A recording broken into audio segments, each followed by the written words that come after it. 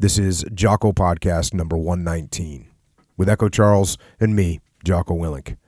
Good evening, Echo. Good evening. On September 11th, 400 miles from the collapsed World Trade Center towers, 36 passengers and crew aboard United Flight 93 remained in airborne purgatory. Starting at 9:30 a.m. for some 30 minutes, 14 of them managed to telephone either loved ones or operators on the ground. Public relations man Marc got through to his aunt's home in California. "This is Marc," he began. "I want to let you guys know that I love you, in case I don't see you again. Then I'm on United Airlines Flight 93. It's being hijacked." Two other callers from the plane not only provided information but also gleaned vital news from those they phoned. Tom Burnett, chief operating officer for a medical devices firm, made a number of brief calls to his wife, Dina. Speaking quietly, he asked her to contact the authorities and told her that a male passenger had been stabbed, later that he had died. A woman, perhaps a flight attendant, was being held at knife point, and the hijackers claimed they had a bomb. Jeremy Glick, a salesman for an internet services company, also managed to phone. In a long conversation with his wife, Liz, Glick said the hijackers had put on these red headbands. They said they had a bomb. They looked Iranian. The bomb was in a red box, he said. The couple told each other how much they loved each other. Glick said, "I don't want to die." And his wife assured him that he would not. She urged him to keep a picture of her and their 11-week-old daughter in his head to think good thoughts. Burnett's wife, who had been watching the news on television, told him that 2 planes had crashed into the World Trade Center. "My God," he responded, "it's a suicide mission." By the time he phoned a third time after news of the crash into the Pentagon, she told him about that too. Burnett seems to have been seated beside Glick and apparently relayed all this information to him. Were they to do nothing, the 2 men must have agreed they were sure to die anyway when the hijackers crashed the plane. They resolved to fight for their lives. "A group of us," Burnett told his wife, "are getting ready to do something. I'm going to take a vote," Glick said on his call. "There's 3 other guys as big as me, and we're thinking of attacking the guy with the bomb." So began the minutes of brave resistance, the clearly defined act of courage that has lived on in the national memory. Glick and others were equipped in more ways than one to confront the hijackers. Glick was 6'1" and a former college judo champion. Burnett, at 6'2", had played quarterback for his high school football team. Marc was a huge man, 6'4", and at 31 still playing rugby. A few years earlier, he had fended off a mugger who had a gun. His mother got the impression as he talked from Flight 93 that her son was talking confidently with a fellow passenger. She felt that maybe someone had organized a plan. At 9:42, a GTE Verizon supervisor based near Chicago began handling a call from yet another powerfully built Flight 93 passenger. Todd Beamer, a Star Oracle software salesman, was married with 2 sons, and his wife was expecting again. He first dialed his home number, but either failed to get through or thought better of it. Instead, explaining that he did not want to upset his pregnant wife, he asked the phone supervisor, Lisa Jefferson, to pass along a loving message. As they talked, Beamer suddenly exclaimed, "Shit! Oh my God, we're going down! Jesus help us!" From the passengers around Beamer came prolonged shrieks of terror. Then he said, "No, wait, we're coming back up. I think we're okay now." Shaken, Beamer asked Jefferson to say the Lord's Prayer with him. "Our Father, who art in heaven." Just before Beamer and the operator had begun talking, Cleveland Control lost Flight 93's transponder, the signal that indicates an airplane's location and altitude. At 9:55, the hijacker pilot set a navigational aid relating to the plane's direction. He was heading, it indicated, for Washington, D.C. Jeremy Glick, still on the phone to his wife, Liz, said, "I know I could take this guy with the bomb."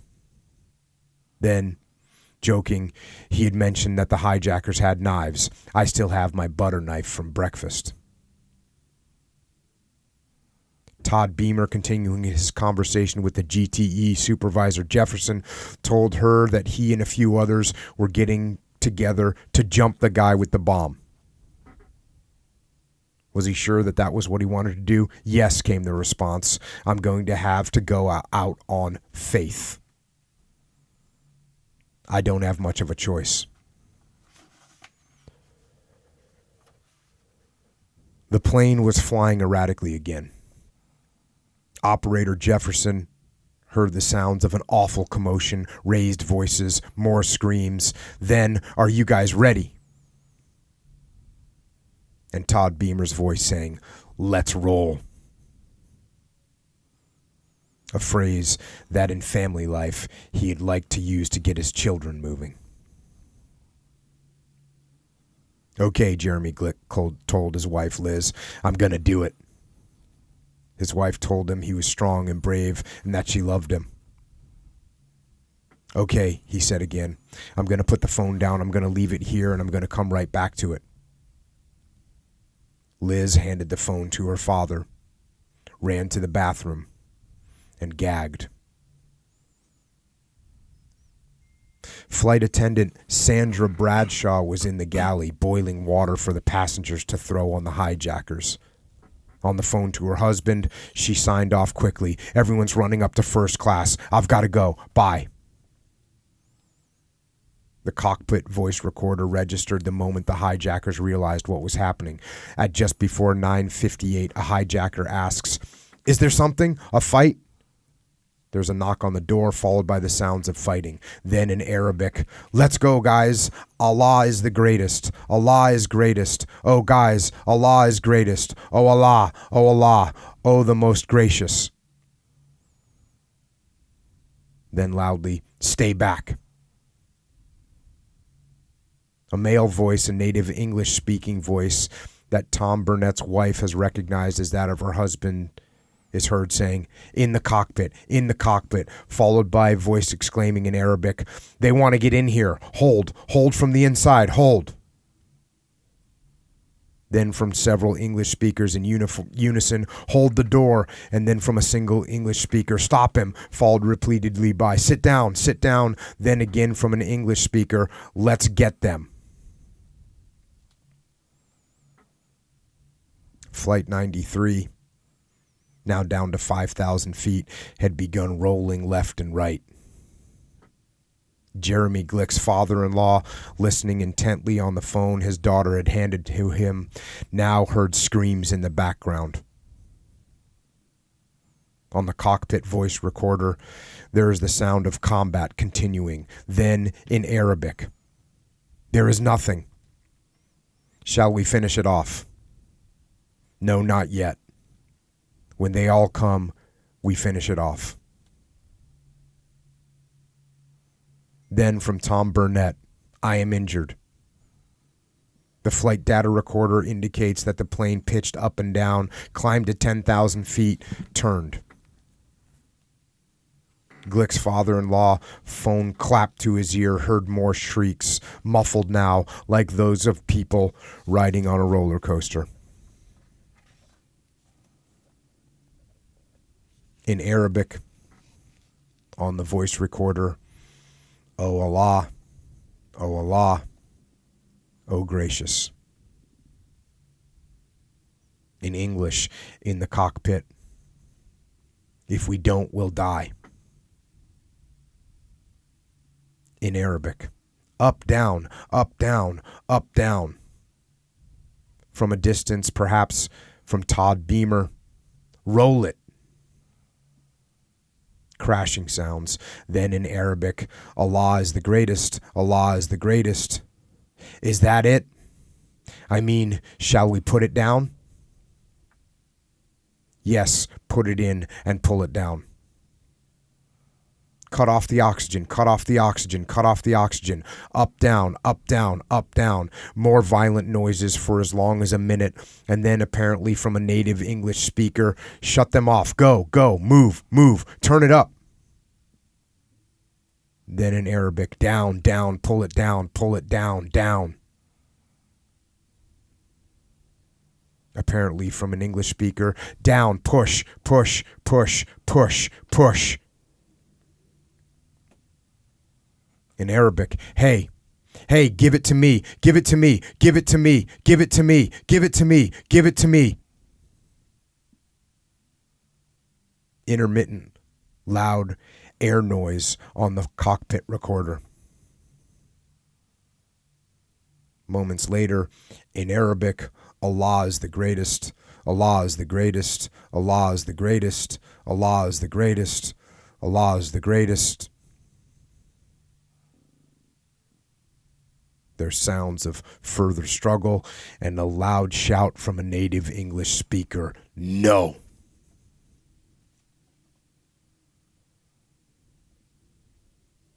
Two seconds later, in Arabic, in a whisper now, "Allah is the greatest, Allah is the greatest, Allah is the greatest, Allah is the greatest."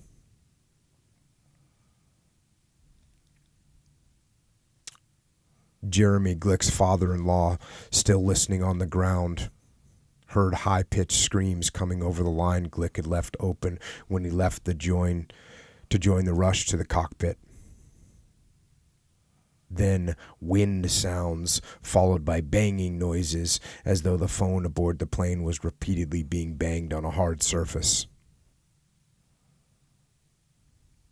After that, silence on the phone. Silence on the cockpit voice recorder.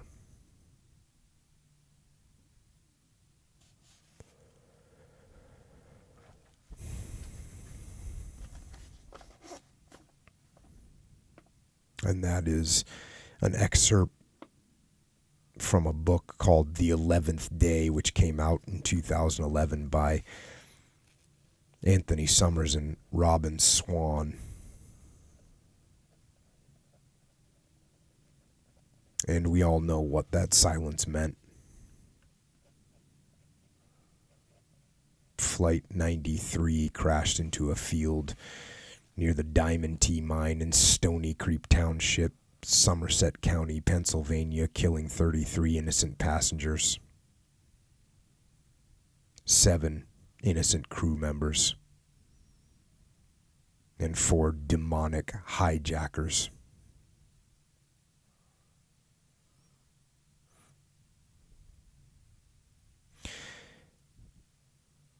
That day changed my world, and it changed our world, the world as we knew it.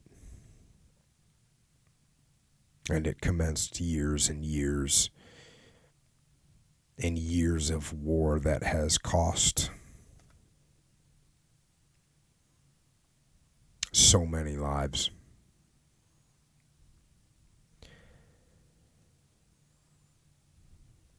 And at some point on this podcast, I'm sure we'll go into more details about the horrors of September 11th. There'll probably be multiple podcasts, but for today, I wanted to focus on one aspect of one part of the life of one man on that flight, the man named Jeremy Glick, who, by all accounts, was an amazing human being, a son and a husband and a father. But for those of us who fight or who train martial arts in general, something caught our ears when we heard about the heroics on Flight 93. We heard that Jeremy Glick was a martial artist, that he was a wrestler, and that he was a judoka. And as a wrestler, he was a competitive all-state wrestler for Saddle River Day School in northern New Jersey. And if you know anything about New Jersey wrestling, it's an extremely competitive wrestling state. And beyond that, as a judo player, Glick was an American National Collegiate Judo champion while he was a student at the University of Rochester. And in September of 2008, 7 years after the incident, September 11th, there was a memorial ceremony at the crash site in Pennsylvania, and the United States Judo Association placed a granite stone there as a memorial with an inscription on it.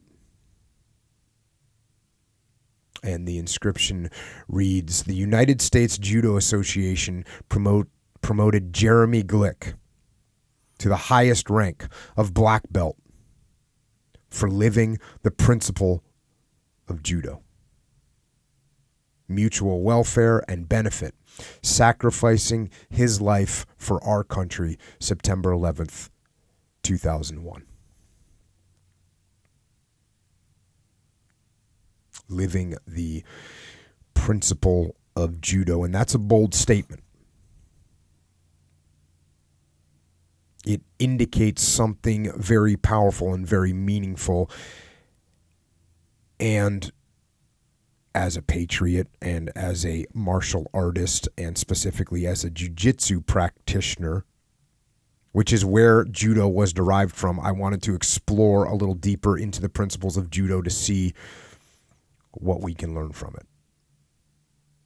And I don't want to go into the full details of explaining the relationships between jiu-jitsu and judo, but it is a very close relationship. It was one of Jigoro Kano's top students, and Kano's the creator of judo, but Maeda, that brought jiu-jitsu to Brazil from Japan and introduced jiu-jitsu to Carlos and Helio Gracie, and that's the beginning of Brazilian jiu-jitsu as we know it today. And Maeda even called it jiu-jitsu. He didn't call it judo, and from what I understand at that time, even Kano had not been actually calling it judo in Japan. He hadn't renamed it yet. He was still calling it jiu-jitsu, and some people were calling it Kano Jiu-Jitsu or Kodokan Jiu-Jitsu. But Jiu-Jitsu, especially Brazilian Jiu-Jitsu, is without question rooted in judo. And if you trace it back just a little bit further, judo is also rooted back into Jiu-Jitsu. That's where judo came from. Judo came from Jiu-Jitsu. And mixed in with all that, there's all kinds of evolution, and there's changes, and there's politics, and there's history, but there's that thread that ties them all together. And that thread can be recognized in many of the principles that are shared both in judo and in jiu-jitsu. The same principles that played a role in Jeremy Glick's attitude on that clear, sunny September day. And perhaps we can all learn something from those principles. And to look at those principles, I thought it would be best to go to the source. And I have a book called Mind Over Muscle that is, it's a compilation of writings from Jigoro Kano. And Kano was a very interesting person. He was an educator. He was a pioneer in sports. He worked with the Olympic Committee. He was a jiu-jitsu practitioner, eventually founded judo, and he founded the most famous judo school, the original judo school, the Kodokan. And the book, like I said, as you can tell by the title, it's a compilation of different sources of his writings. And there's a little bit of overlap and repeat, and I'll do a little bit of that. But what I like about it is it gives a good overall view of the ideas and the vision that Kano had for judo. So I know there's a lot of judo practitioners out there, and obviously a lot of jiu-jitsu practitioners out there that listen to the podcast, and everyone knows that these two are closely related, and sometimes there's, I guess you'd say, tension between the two. Sometimes. But the fact of the matter is they're so closely related that it'd be more intelligent, instead of look for the tension between the two, to find where the two can complement each other. So here we're going to the book. And once again, the book is Mind Over Muscle, Writings from the Founder of Judo, Jigoro Kano. And here we go to start it off. The purpose of jiu-jitsu. See, interestingly, he starts this off talking about jiu-jitsu. He's not even talking about judo yet. The original purpose of jiu-jitsu was to practice a method of combat. While combat may have been at the core of jiu-jitsu practice, it also had the related goals of physical education and mental training. There's little dispute that because training to fight involves moving the body in various ways, jiu-jitsu indirectly became a form of physical education, but for the same reason it also became a method for training the mind. All forms of combat require ingenuity and the use of various tricks and devices. So all forms of combat. This is important. Because if you're a soldier, or you're a Marine, or you're a airman right now, we're talking about everything that you do. And I'll tell you what, if you're a business person, we're talking about what you're doing too. All forms of combat require ingenuity and the use of various tricks and devices. So in the course of jiu-jitsu training, the mind is unconsciously trained in many ways. Courage, composure, and other traits that are beneficial in life can also be developed. Now, I'll tell you what, this is important. Because people ask me a lot, like, how'd you figure all this stuff out, Jocko? Like, people ask me that. And, I always try and explain, like it was a long course, and I was in the military for a long time, and I had an open mind, and I listened and paid attention to the people that were leading me, and I paid attention to the good ones, and I paid attention to the bad ones.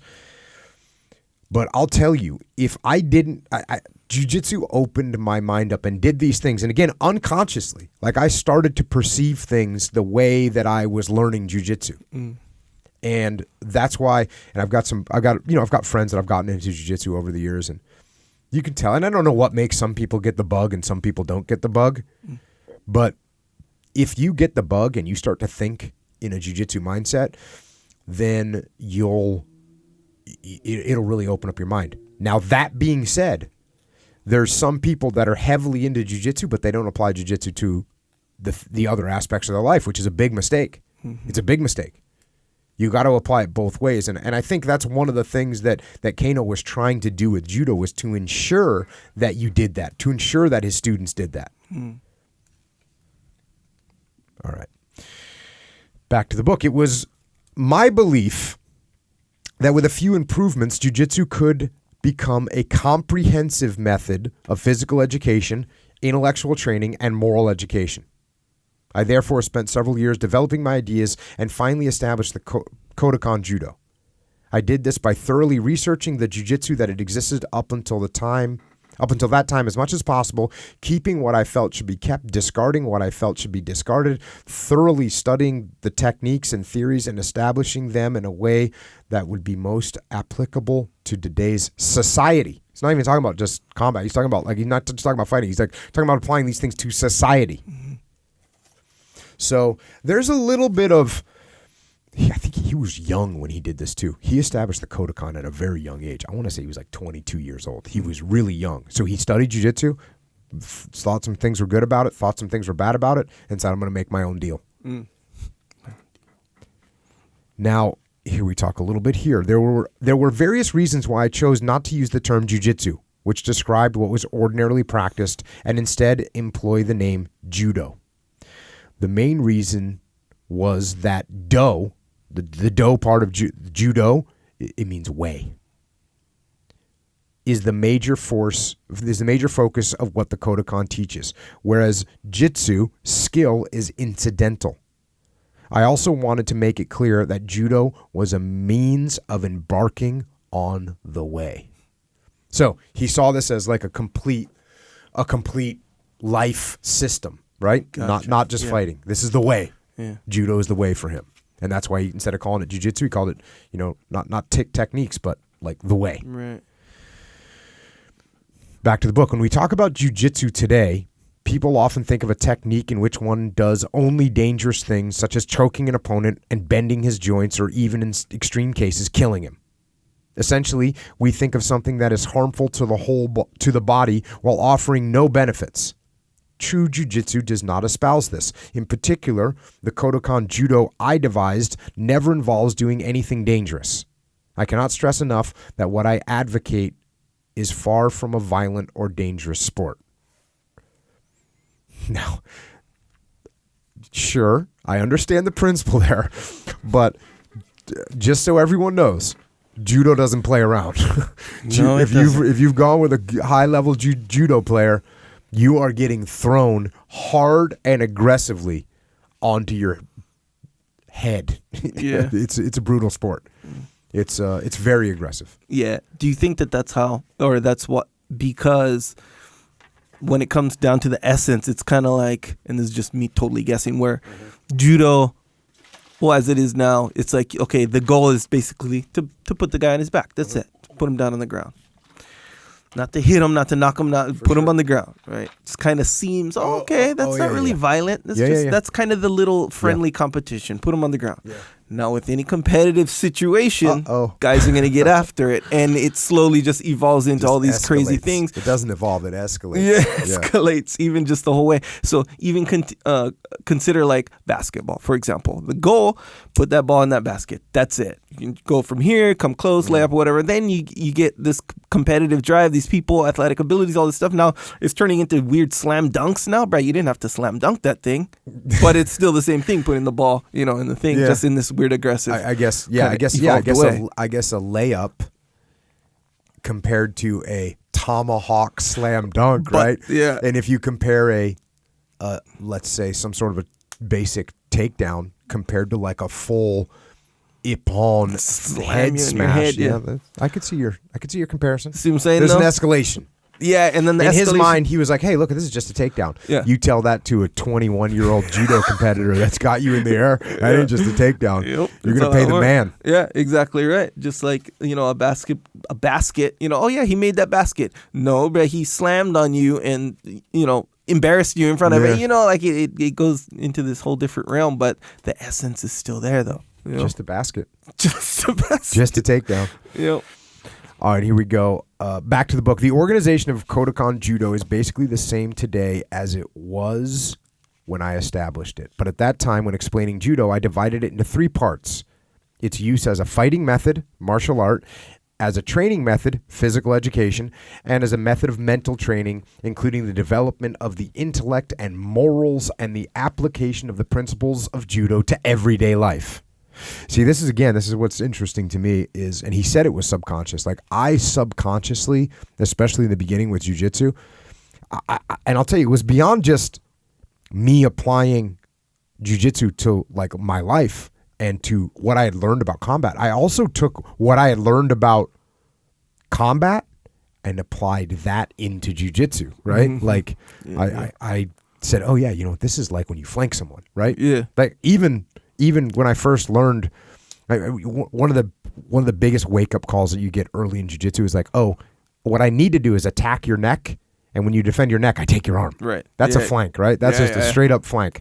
That's a game changer. Like that's a complete game changer. When you realize that, that's a complete game changer. Well, there's a SEAL buddy of mine that had been training when I first started out. He'd been training for like a year. No, but he'd been training off and on, kind of bits and pieces. And so then I started training hardcore, like every day. Hell yeah. So after like 2 weeks, like literally 2 weeks, I went and trained with him, and I got him like a bunch of times, and I was all pumped up.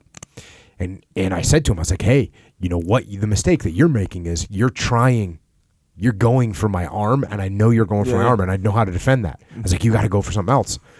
And then like a week later, we rolled again, and he got me. He did what I told him to do to me. Yeah. And I was like, oh, dang. Yep.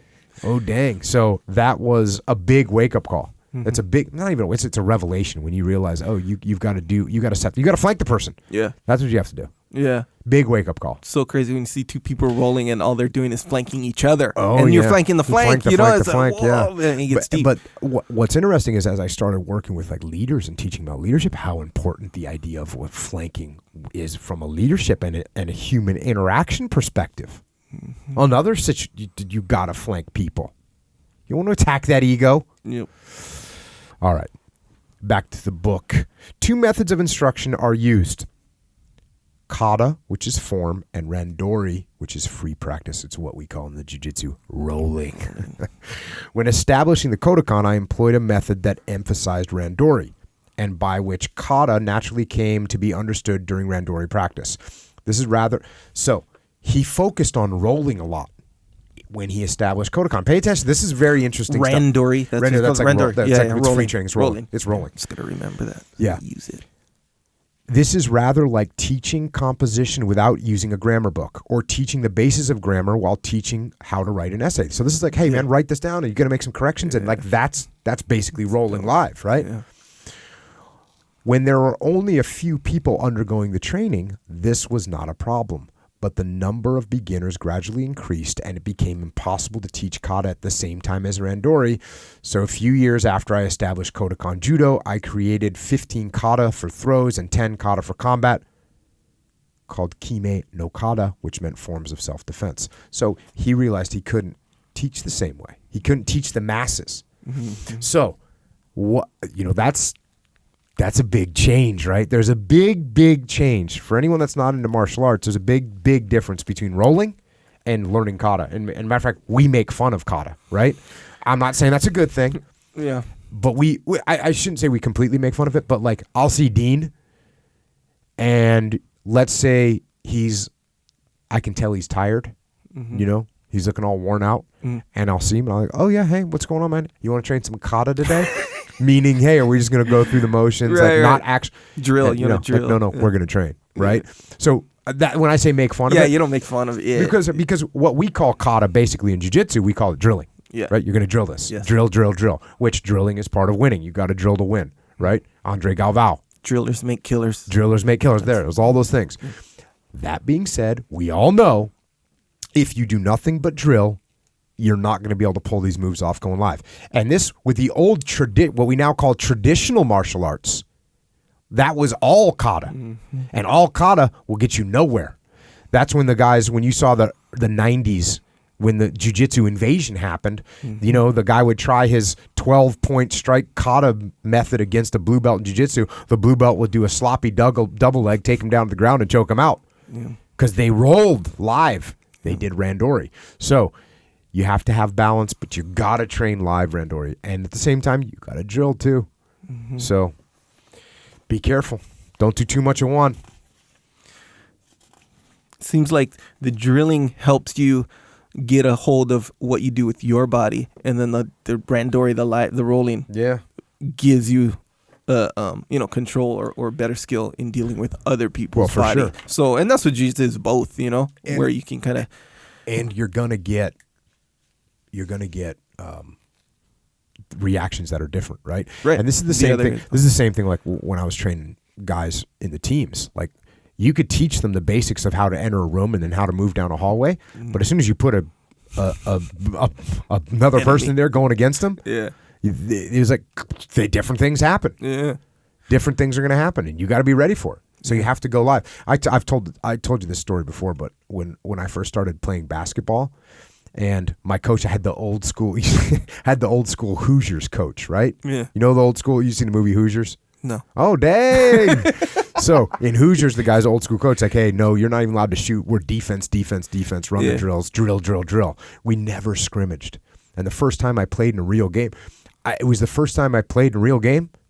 I went down the court and like called the play and expected to be able to execute the play that we had run the little pattern. Mm-hmm. And the other point guard just picked me off. I was in 7th or 8th grade. He just picked off every pass I threw. I was just, because I'd never done randori on the basketball court. Never scrimmaged, never played. Yep. So you got to balance those two. All right. Next. Back to the book. Next, I would like to briefly discuss free practice involving throwing and grappling techniques, which I will refer to by their Japanese names. So the two Japanese names that he's going to use are Katami waza and nagawazi. Now waza means technique, right? Mm-hmm. And you probably knew that. A lot of us in jiu-jitsu we talk about, or we what we know about judo, we talk about nawaza and Newaza. Nawaza means groundwork. Mm-hmm. That's what it means. Mat work. Mm-hmm. Basically is what it means. I think the Ne actually means like laying down or sleeping or something like that. So it means you're down on the ground. Katami waza is like the grappling part, but you're not necessarily laying down in all grappling positions. Gotcha. So that's why they call it Katami waza. But Nagi waza is the throws. All right. So here we go.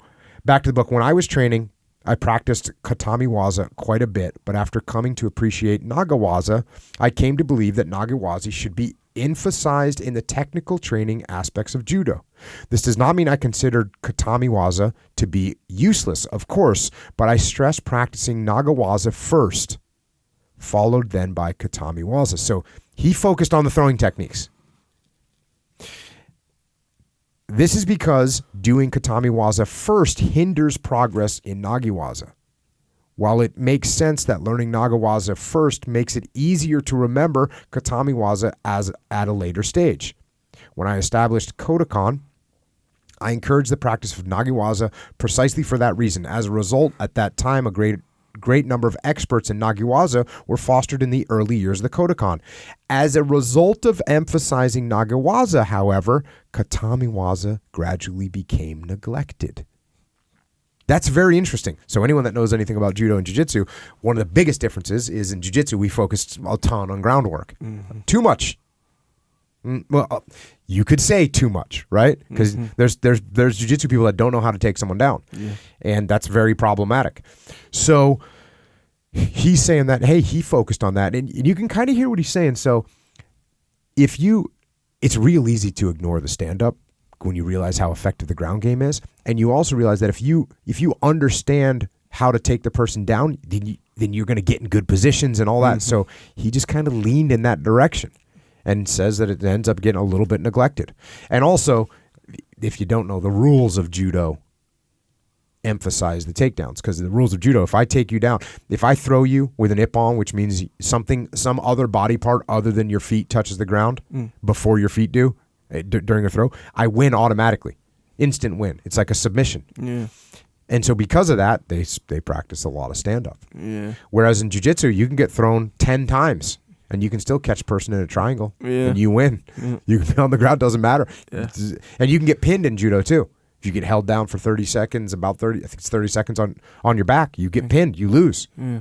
That doesn't happen in jiu-jitsu. You can have someone across side on you for 4, 7, 8 minutes. Yeah. Just you haven't even moved. Yeah. You didn't lose, and you sneak out of there and grab a little Kimura.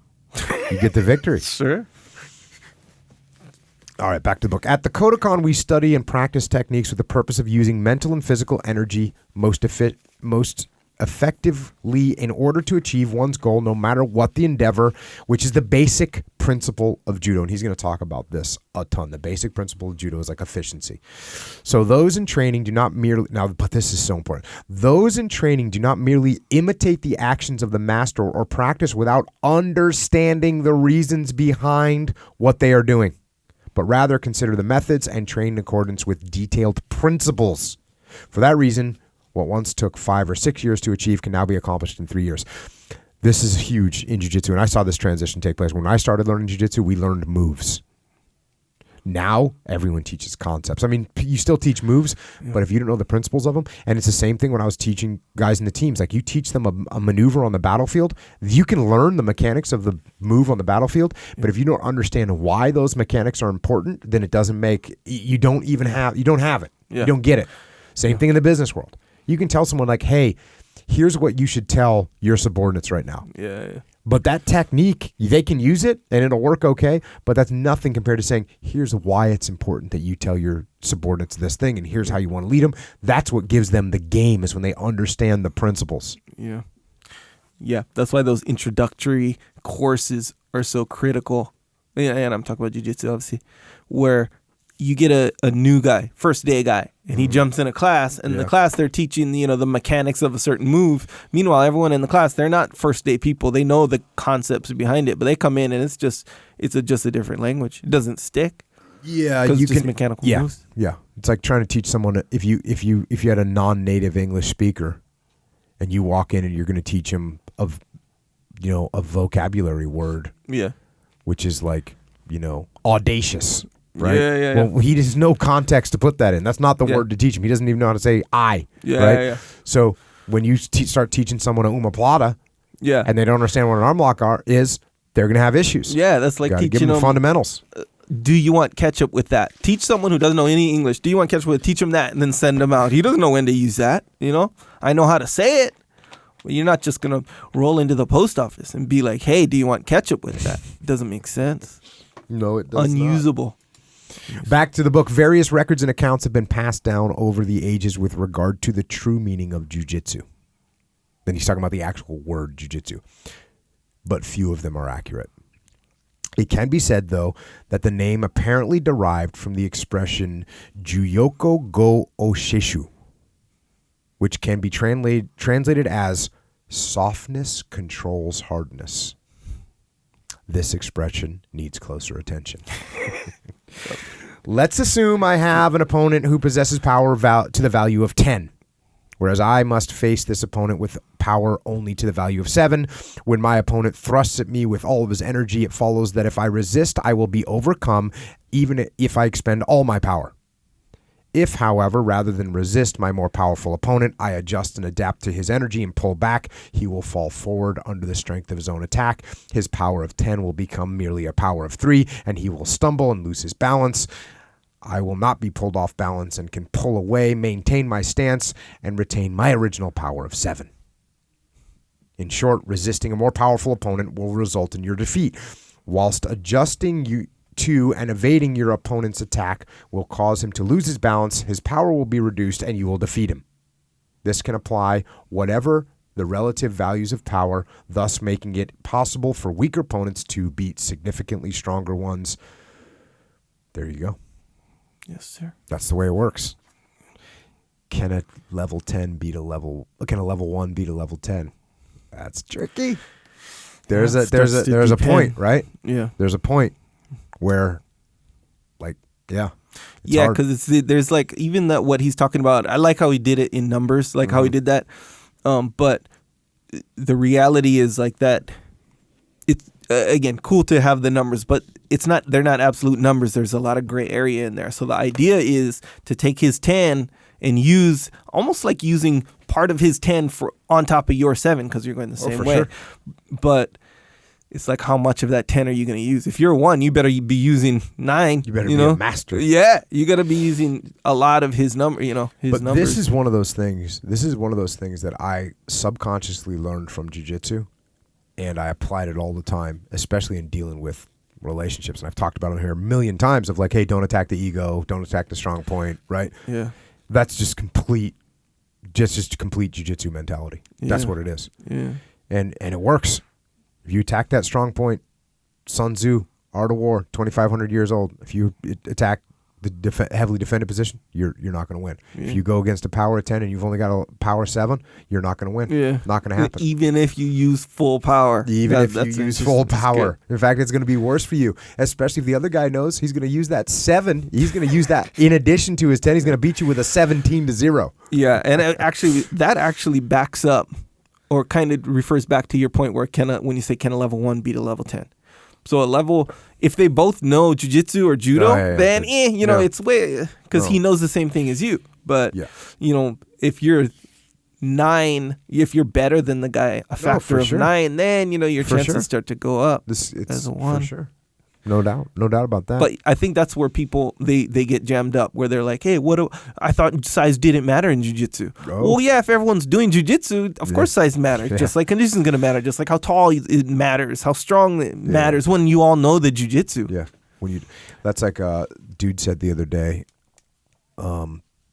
Jiu-jitsu is not as important in the UFC as it was. The guy that just beat Verdum, big, tall, badass guy from Russia. Kalkov or something. Sorry, bro. But he said, hey, it's not as important anymore. And the fact that you're right. You know why it's not as important? Because everybody knows it now. Yeah. So yeah, it's not as important. If you roll in there without knowing any jiu-jitsu, you're going to get submitted. You see how important it is. Yeah, exactly. All right, back to the book. There's a popular parable that goes thus.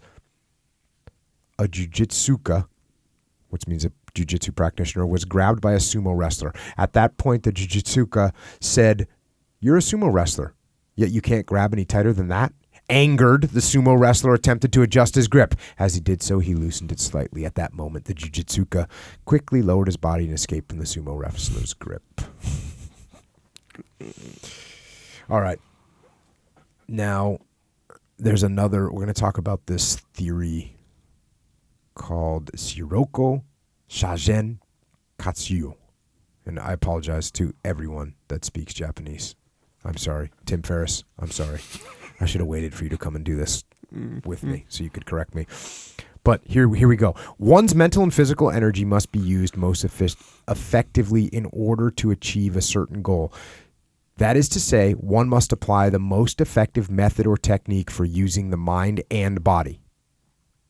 If we use the term Shiryoko for one's mental and physical energy, this should be expressed Shiryoko Shagen Katsuyo, which means best use of one's energy. We can shorten this simply to Shiryoku Zenyo, which means maximum efficiency. Maximum efficiency. This means that no matter what the goal, in order to achieve it, you must put your mental and physical energy to work in the most effective manner. This is like common sense, right? But how often are we wasting energy? How often are we wasting energy? We're wasting energy all the time. Back to the book. When I was a child, I learned the jiu-jitsu of the past. However, that jiu-jitsu had no basic principle. I learned various methods from one teacher. He taught me how to place my hips and pull to throw an opponent and how to choke someone, but he did not teach me anything about what principles were involved or how to apply those principles. I think that's the same that as jiu-jitsu hit America, I think everyone was learning like that. Like, here's how you choke someone, but you weren't learning the system. Yeah. As I studied further, I found that one teacher taught differed from what another taught. There was no basis upon which to decide which one was correct. That was the reason I began to make a thorough study of jiu-jitsu. Now, what I would say about that is you don't need to decide which one is correct. Like when you learn an armbar from one person, you learn an armbar from someone else, you're going to learn good things from both of them. Mm-hmm. Neither one of them is correct. And one of them might be correct in this situation or with this body style, and the other one's correct in a different situation with a different body style. Mm-hmm. I think if we looked at Kano's personality traits, like he's a guy that's real orderly. Mm. And I think that's, he's a real guy like Jordan Peterson. People would put him in the high conscientious and high and orderly. He's a very orderly person. And so for him, like there's a right answer and there's a wrong answer. Mm. And I think you see that in judo, and that's why judo is much more disciplined, highly disciplined. Like go to a judo competition. There's no yelling and screaming. Go to a jiu-jitsu competition, it's mayhem. Yeah. Right? And they've tried to tighten that up, Like they try and make it less crazy, but they haven't succeeded. Jiu-jitsu's crazy. Jiu-jitsu competitions are crazy. Judo competitions are not like that. Yeah, bro. Did you see? There's a judo clip on online, wherever I saw it, but it's a clip, and so this guy wins, right? Real dramatic win. Like maybe he wasn't supposed to win, or I don't know. Maybe it was an upset, maybe not, or maybe it was the finals. I don't know. But it was a real dramatic win. He wins, and he's like, you know how they yell and they be all happy or whatever. He did that, and he kind of stood over the guy. Ooh. Just for a second, like a split, like pretty short. DQ. Yeah. Just like that. So legit. Like, man, in jiu-jitsu, MMA, Oh man, you see that all day. Yeah. And- That's one of the reasons I wanted to talk about this is like that is a quality thing. You know, it's too, and I guess this is different on the East Coast or West Coast. The East Coast, like one of my buddies, Joe, he came and watched some wrestling with me, some high school wrestling, and I forget what they penalize people like, oh no, you're not allowed to do that. Yeah. Like they're strict. When you get done wrestling, you just got pinned, you get up, you get to the center of the mat, you put your hand out to shake hands. That's it. There's no complaining to the ref. There's none of this other crap. No, you do what you're supposed to do. And that's awesome. Because that, you know what that teaches people? Teaches people how to control their emotions. Yeah, huh? Yeah. I remember in Pop Warner, you know, my only frame of reference was watching football on TV, NFL. Dude, you and just you see him spiking the ball, doing the Icky shuffle. Back in my day, Icky Woods. Anyway, back in the day. And so, you know, we played Pop Warner football my first year. I knew that. Our coach was super disciplined. Like the kind where everyone had to wear high white socks, white shoes. Like it was real discipline. And I'd see other teams and they had different color shoes, all this stuff. That's all I knew though. So it was clear. You couldn't spike the ball. You couldn't do any dance or whatever. You give the ball to the ref. That's it when you make a touchdown. So we played this team that will remain nameless, and they do. You don't want to bring up the old rivalries. No, tell them what's going to happen. So they make actually was a team from out of town actually, and he spiked the ball. Little kid spiked the ball and does the thing or whatever. Straight up flag. It's a penalty. Oh, even in college it's like that. Oh, right. I don't know. Yeah, in college football it's like that. You can do more for sure. But yeah, Pop Warner, anything. If you do anything, you throw the ball, you put your hands up for too long. If you put your hands up for too long after you make a touchdown, that's a penalty. Unsportsmanlike conduct. That's legit, right? I think so, especially as little kids. I think so, especially even as big kids. Yeah. My dad used to say, when you're a professional, this is what he said, when you're a professional football player, you make a touchdown, something about like that's your job or whatever. So yeah, you have the right to be happy about it. That was kind of it. But when I think about it now, it's like, shoot, if you're a professional, you focus on your profession. You think so? I guess it's whatever your philosophy is. And you could say like UFC. I mean, it's really cool. It's so much cooler when someone wins and they just are like, check. Yeah. It's but, like you know Fedor. Yeah. Fedor would just go out there and just destroy someone and then just come like, yeah, thanks, good match. Yeah, that is true. I know we true. all want to see the hype. That's I know we want to see the guy jumping on the top of the cage. Yes. And I know that sells tickets and blah, blah, blah. Yeah. But there's nothing better than just a cold-blooded killer that just comes out. And you know what's interesting is sometimes fighters do it. I think I was watching Cowboy Cerrone the other day. He like knocked some guy out and just walked away like it was nothing. Yeah, I do this every single day. Yeah. And I was like, yeah. But they don't show that clip. Or like Mark Hunt. Yeah. Mark Hunt just does this walk away knockout, just knocks a dude out and just walks away. Like, yes, yeah. Can I get my piece of chicken now? Like, I'm hungry. Yeah. But the reason that those are so cool, like Fedor, that's a great example, by the way, where he's not getting hyped up before the fight. He's not hyped up afterwards. No emotions. He's cold. That seems more appealing because it's in contrast to all the hype. This guy getting hyped up and whatever. So if everyone was like that, it would be less. It would be cool. Yeah. But even then, I'm probably just comparing it to like how I know it now. And you can't knock it hype when Conor McGregor gets pumped up. You know what I mean? Yeah, exactly right. So, there's a dichotomy there. Yeah, there's a dichotomy. I think the preferred method, though, is cold-blooded. Yeah, but and this is really what it is, and this goes for the NFL too, but yeah, for sure. Yeah. It's a show. You got to remember that. It's a competition for sure. Yeah, it's a show. Exactly right. Yeah. So, and that makes sense too for the NFL where go watch just go sit around and watch old Fedor fights though. You know Sakuraba was kind of like that. Sakuraba didn't celebrate. I love Sakuraba. Yeah, of course. Yeah, Sakuraba was pretty cold-blooded too. Yeah, totally cold-blooded. Yeah, but just like you say, man, like Connor and like these guys who do put on a show, that's kind of cool too. You see what I'm saying? So it's a show. Dichotomy there. Yeah. All right, back to the book. In the end, I learned from various teachers in various schools, but when one method of instruction differed from another, I had difficulty determining how to resolve those differences. As I studied further, I came up with the principles I have described. In order to achieve your goals, you must put your energy to use most effectively. Again, I'll just say that you don't have to choose like this one's right and this one's wrong. You need to absorb both those methodologies and have them both in your toolkit because you might need them. You know what I'm saying? Yeah. Kind of like having the metric wrench sockets and the, Oh, yeah. and the other one. Then you got the other ones. Got to need that one. Got to need the other one. You come across a bolt that's metric, yeah. right? You better be ready for that. Here's some stuff that's interesting. Calisthenics are generally based on physiology and anatomy, so they do not result in the development of unbalanced body, nor are they harmful to the internal organs. But they are not without drawbacks. Because each individual movement has no meaning, and because calisthenics have no secondary benefits, they are uninteresting. Calisthenics are widely used in Japan and abroad, but few students continue to do them after graduating from school. This is because they are a meaningless form of exercise and not of any practical use. No matter how much they are taught in schools, if people do not continue to practice them, there is very little value in teaching them. Cold-blooded. Speaking of cold-blooded. I dig it. So, what should be done?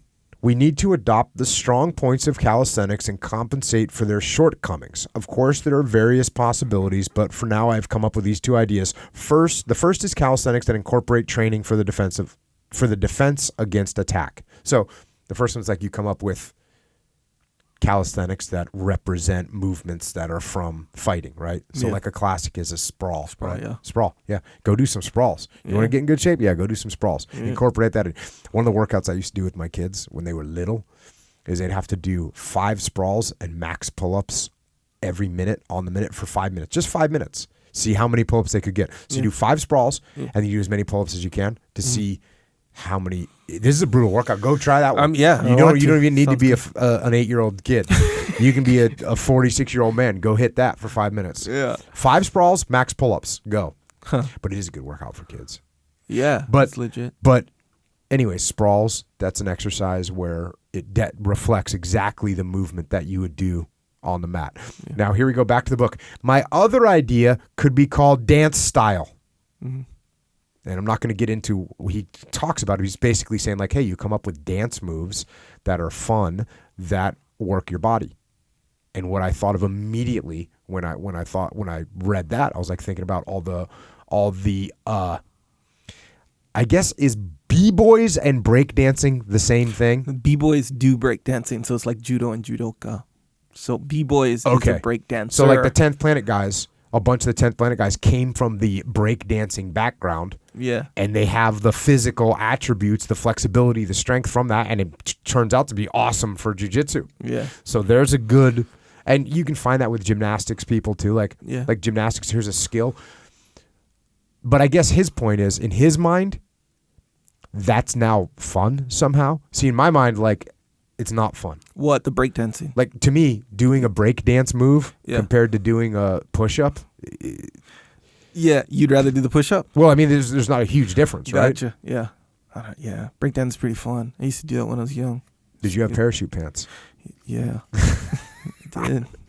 Richie Martinez and Gio Martinez. Yeah. They're the main guys. Well, they're badass jiu-jitsu guys, and they're b-boys. Yeah, and that is what they attribute their skills developing so quickly, right. so quickly. And when you think about it, man, it's absolutely true, because you think of breakdancing moves like how you can spin on your back and do it like all this stuff. Like, to spin on your back, these guys who go inverted and do all this stuff where they have really good control of their like spatial awareness and their body. Yeah, So these breakdancing guys, they come in with level 10 of that, And well, wrestlers obviously come in at a high level. Anyone that's really good at gymnastics has that same kind of awareness, and they have some crazy strength. Yeah, that's true. So yeah, maybe that is a good thing for the judo players to come up with some kind of a dance. A dance. Well, what about capoeira? Capoeira. Because capoeira was was fighting disguised as dancing. Yes, sir. Yeah, you know what it was? It was the African slaves in Brazil. Yeah. And if you notice, I know this because I did a whole, it's not a thesis, what do you call it? A thing in college. But You did a thing on college on capoeira? On capoeira, yeah. Oh, dang. And so, I don't want to go into a whole long thing, but Good. if you go, early capoeira was only legs. You know why? Because a lot of the time they'd be tied up, hands behind their back. So they came up with this fighting system, disguised it as dancing and to use against their captors. Mm-hmm. It's very interesting. That is interesting. B-boys. Capoeira guys. Jeff Higgs went from jiu-jitsu to capoeira. Mm-hmm. Fabio Santos, our old teacher, was like, Higgs, you're the only person that's ever gone from jiu-jitsu. He kept training jiu-jitsu, but he incorporated capoeira. Yeah. Even which is smart, right? Cabrina does same thing. I think I think he has that background. Most people would find capoeira and go, "Oh, that seems cool," but then you get choked out and you're like, "I'm gonna learn jiu-jitsu." Yeah. That goes through. Man, you ever seen a capoeira, like a performance or whatever? No. Man, there's this. It's gymnastics. It's whatever you want to call it. It's like this. Yeah, man, it's really impressive. It's almost like he'll and I'm referring to this guy that he'd put on a capoeira show every Wednesday at this club I worked at in Hawaii, and so he'd do these like flips and somersaults and stuff like that. And it looks like, he messed up that somersault. But that was part of the move. See what I'm saying? So he instead of sticking the landing, he doesn't stick the landing. He rolls into the next move, So it's this big string of just real fluid movement. It's kind of captivating. I can see how that would benefit you. Okay. Noted. Yeah. Keep that in mind. All right. Back to the book. There's no need to reject traditional form of exercise. Those who enjoy them should do them. My doctrine is very simple. Highly recommend what is best without rejecting things of the past. So I do not particularly oppose Japan's conventional methods of physical education, but I would like to devise the best form of physical education and recommend as many people as possible take it up, thus resulting in a form of physical education that at the same time achieves worthwhile goals. That is cool, right? Mm-hmm. Like that's one of the coolest things about jiu-jitsu is you are getting in shape and you are learning how to choke people out, which is a really beneficial thing. And that for all the people that say, well, I want to start jiu-jitsu, but I need to get in shape first. No, you don't. Yeah. You just need to start jiu-jitsu and you'll get in shape along the way. Yeah. Back to the book. The prosperity of a nation can be hoped for only with an energized populace that vitality depends on the mental and physical training of the people. The powerful nations of the world have explored every avenue in order to build their national strength, and they are paying particular attention to physical education and endeavoring to promote vitality of their citizens through their own unique methods. Well, that sounds good, and it was true at one time, but in America right now, we're getting pretty weak on physical education. Need to step it up. Step it up. You ever seen that video of the old school? They did some experimental gym class somewhere in California, and like the crazy obstacle courses. This is like in maybe the 40s or the 50s, and they had crazy obstacle courses. And they had this, and like every kid looked like a complete beast. And you're like, yeah, why wouldn't you do that? Yeah. Why wouldn't gym class at school be an hour long of hardcore physical putting out? Why would it not be that way? Right? Yeah. You know why? Because people go, that's insulting to my child because he's not a great athlete. Well, your kid's not going to be a better athlete if they don't start training hard. Right. So like So get in the game. Yeah, I agree. So what is it though? The kid like, okay, we're going to do push-ups today, right? And Johnny did 100 push-ups. Meanwhile, I can only do 2. So I feel bad. That messes up my self-esteem. So we don't want to put you on the spot. And you know what? We're just going to not do push-ups. Yeah. In fact, you know what we're going to do for PE? Weave baskets, basket weaving. Yeah, but even isn't the whole grading system? I know we're going into a whole different thing, but isn't the whole grading system in school like that anyway? Hey, Johnny over there got an A. He's good at math. Look at you. Well, F. It is right now. Yeah. But, there's the universities for sure that have, like, well, there's no grades here. Yeah. Because this isn't about a grade. Yeah. Actually, it's like, no, actually. The regular schools are becoming. You know what makes my kids mad? My kids will be like, I got a 96 on the math test. And I'm like, what was the class average? Or who beat you? Did you lose to anyone? And they're like, well, it's just no.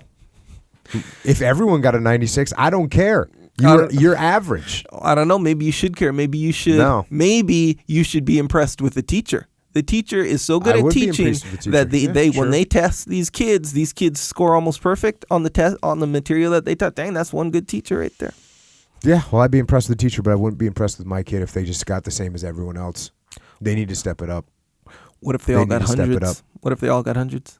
Okay, they got 100. Okay, like, Still not impressed. well, it's a good job, but I'm not impressed. I'm impressed. 100 perfect score on a test.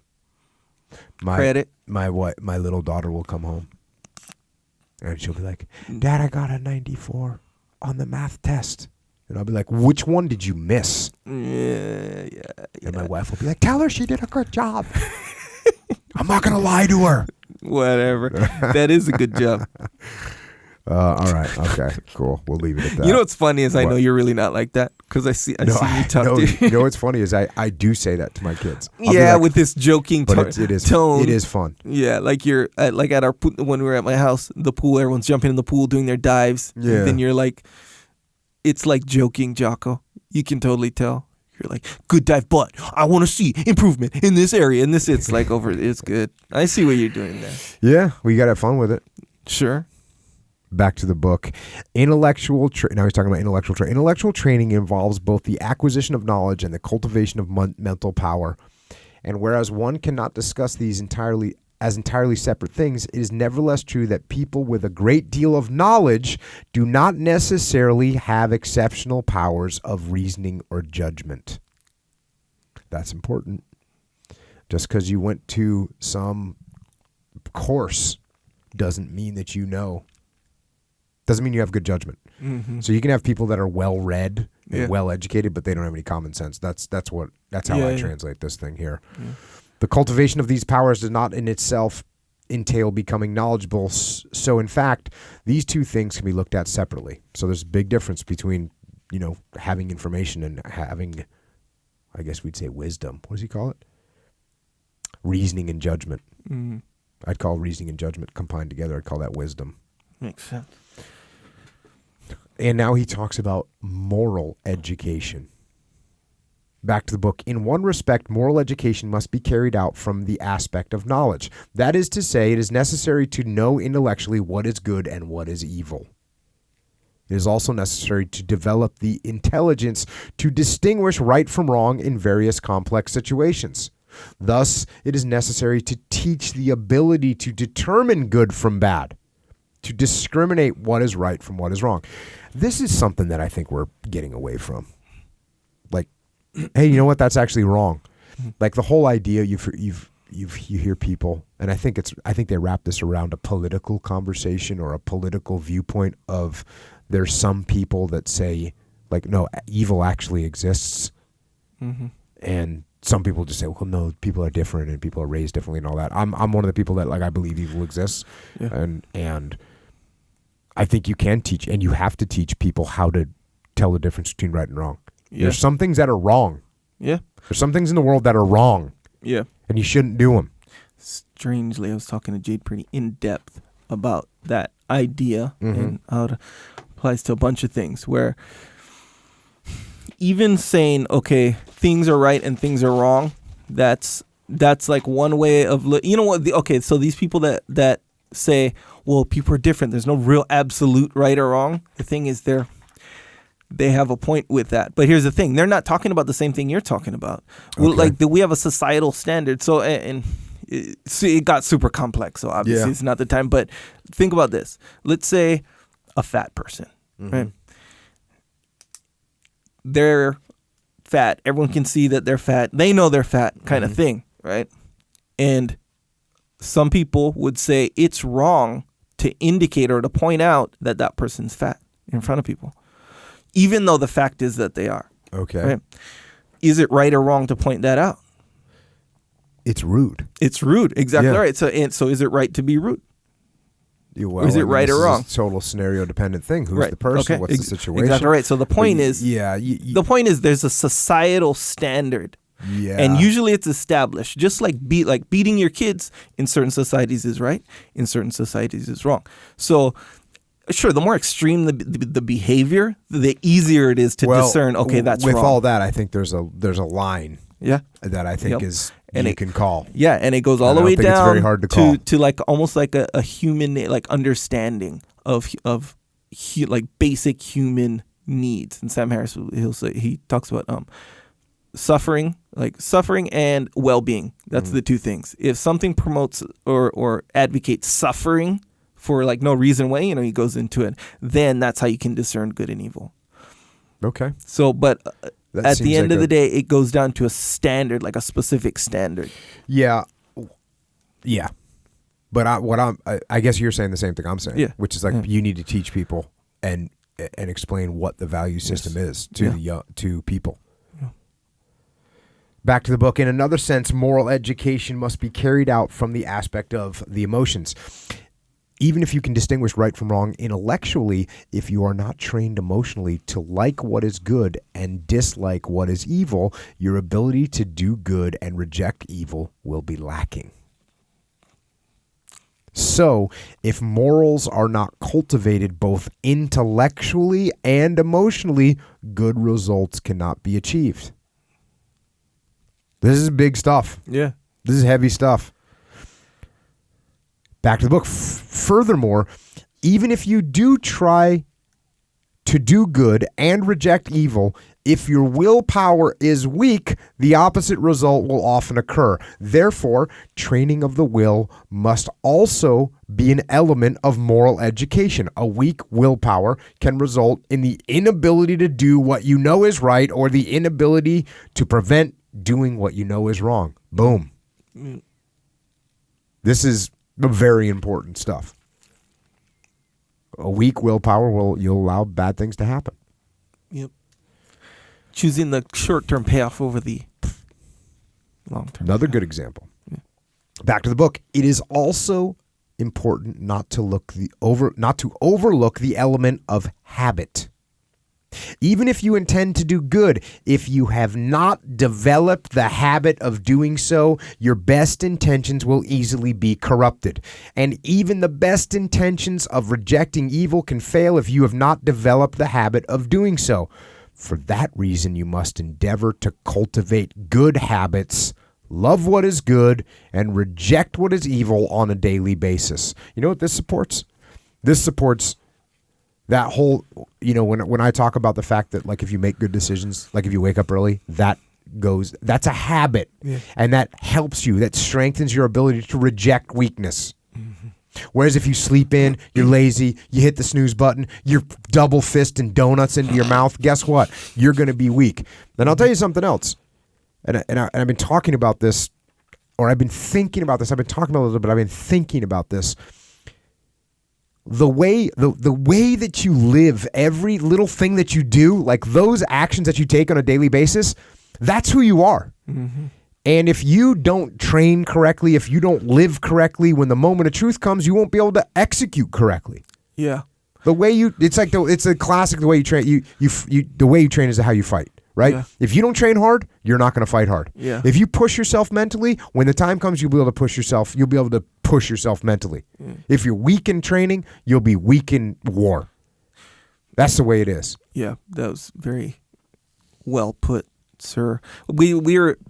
I was talking to Jade last night, like I said, and that's what we were talking about too. That's what I brought up because he was real excited about learning all these new things about calculus and all this stuff, right? Because he's into AI, artificial machine learning and whatnot.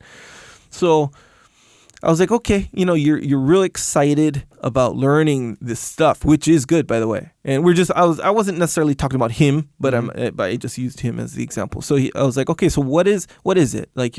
So are you applying this to like your work now or your life or whatever, or are you just fired up about learning it? So it's like you can learn about everything in the whole wide universe, right? But if you don't put it into action or whatever, it's like your habits, like what you do, that's who you are. You have let's say you I don't know, you have like actually I think you're saying something different. I know what you're saying, and what you're saying is absolutely true too.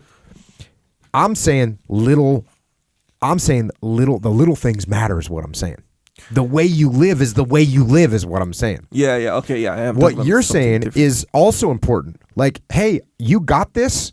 What are you going to do with it? Yeah. That's what you're saying, and that also is important. Like, Yeah. okay, well, you worked for this, but now what are you going to do with it? You got this gift. What are you going to do with this gift? Yeah. You got this talent. What are you going to do with this talent? You got this education. What are you going to do with this education? Yeah. Those are also important. Yeah. And what I'm saying is, if you don't develop the habit of putting things into place and being efficient and working hard, you can take those gifts, those talents, and that education, and you can piss it away. That's what I'm saying. Yeah. If you're used to taking the easy road, you get that knowledge, you don't do anything with it. Yeah. So live your life with intent. That's what I'm saying. Every day, every little decision you make matters. It matters. It matters what you do. Yeah. Expanding this out a little bit, back to the book. If each member of a group helps others and acts selflessly, the group can be harmonious and act as one. Accordingly, the group can make the best use of its energy just like an individual. This principle remains true even in the case of a complex society with a population of millions. Yeah, help each other out. This is like a SEAL team, right? This is like a SEAL platoon. You help each other, you support each other. That's what makes you good. That's what makes you good. Here's another one. Let's say someone draws a sword on you. And this is getting back into training a little. Let's say someone draws a sword on you. Any hesitations in your actions will result in you being injured or killed. You must react automatically, instinctively, just as when you blink impulsively when a fly approaches your eye. You must dodge your attacker in an instant. In order to do this, you must practice this as physical education and train on a regular basis to build up your body while also undergoing martial arts training. So I like this idea of a fly getting in your eye, right? The fly doesn't hit your eye. You blink. That's what happens. You have the instinct.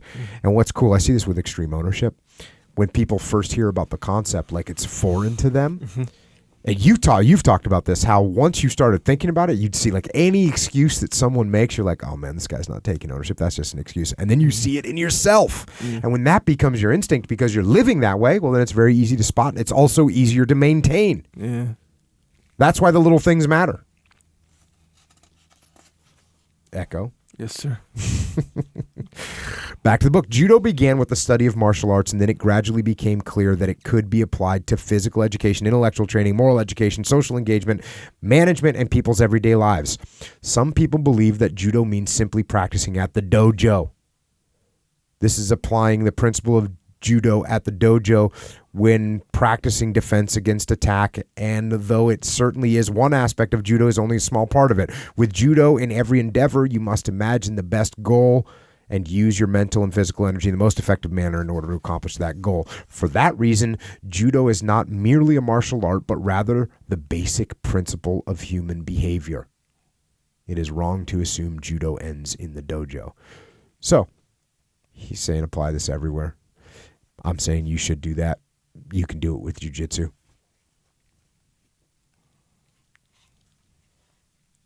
Now we're going back into this Shiryoko Zenyo. Certain teachings have a long tradition, so most people accept them. But when people do not understand why they are taught a certain way, conflicts can sometimes arise. To give example, virtually no one doubts that diligence is a good thing. Right? No one doubts that diligence is a good thing. If diligence is always a good thing, it follows that there can be no situation in which being diligent is bad. But if you are diligent in an irresponsible manner, you will spend a great deal of effort on something that is not very useful and expend the energy required to do something good wastefully. You must carefully choose something for which diligence is suited. Even when we do what we believe to be best, overdoing something can be harmful. When students stay up late reading a book because their teachers, parents, or society has deemed it best that they should read it, this is certainly diligence, but it is also detrimental to their health to read for so long. Conversely, you cannot do things half-heartedly or randomly. So, you got to stay balanced. Let us turn to an annoying yet pervasive habit people all too often display: complaining. What is the point of complaining? It is certainly no fun for those who have to listen to the complaints. The energy used to make an unpleasant complaints can certainly not be considered Shiryoko Zenyo. Rather, all the energy used to complain or grumble should be expended more usefully. This means ridding oneself of unpleasant feelings and refraining from harboring ill will towards others. In the end, this will result in putting one's energy to the best use, not only for oneself, but also for the betterment of society. This principle should be applied every day at all times. Don't waste your energy on stuff that doesn't matter. Back to the book. If people are always aware of their current situation and set a standard for their future based on doing what will benefit themselves and society and continually regulate their behavior, they can be satisfied with their lives at all times. When you try to do this, you will find that your future prospects are always bright. That is because you are doing what is best. How common sense is this, right? And it's so common sense, but how many people do you know that follow this path? That's the question.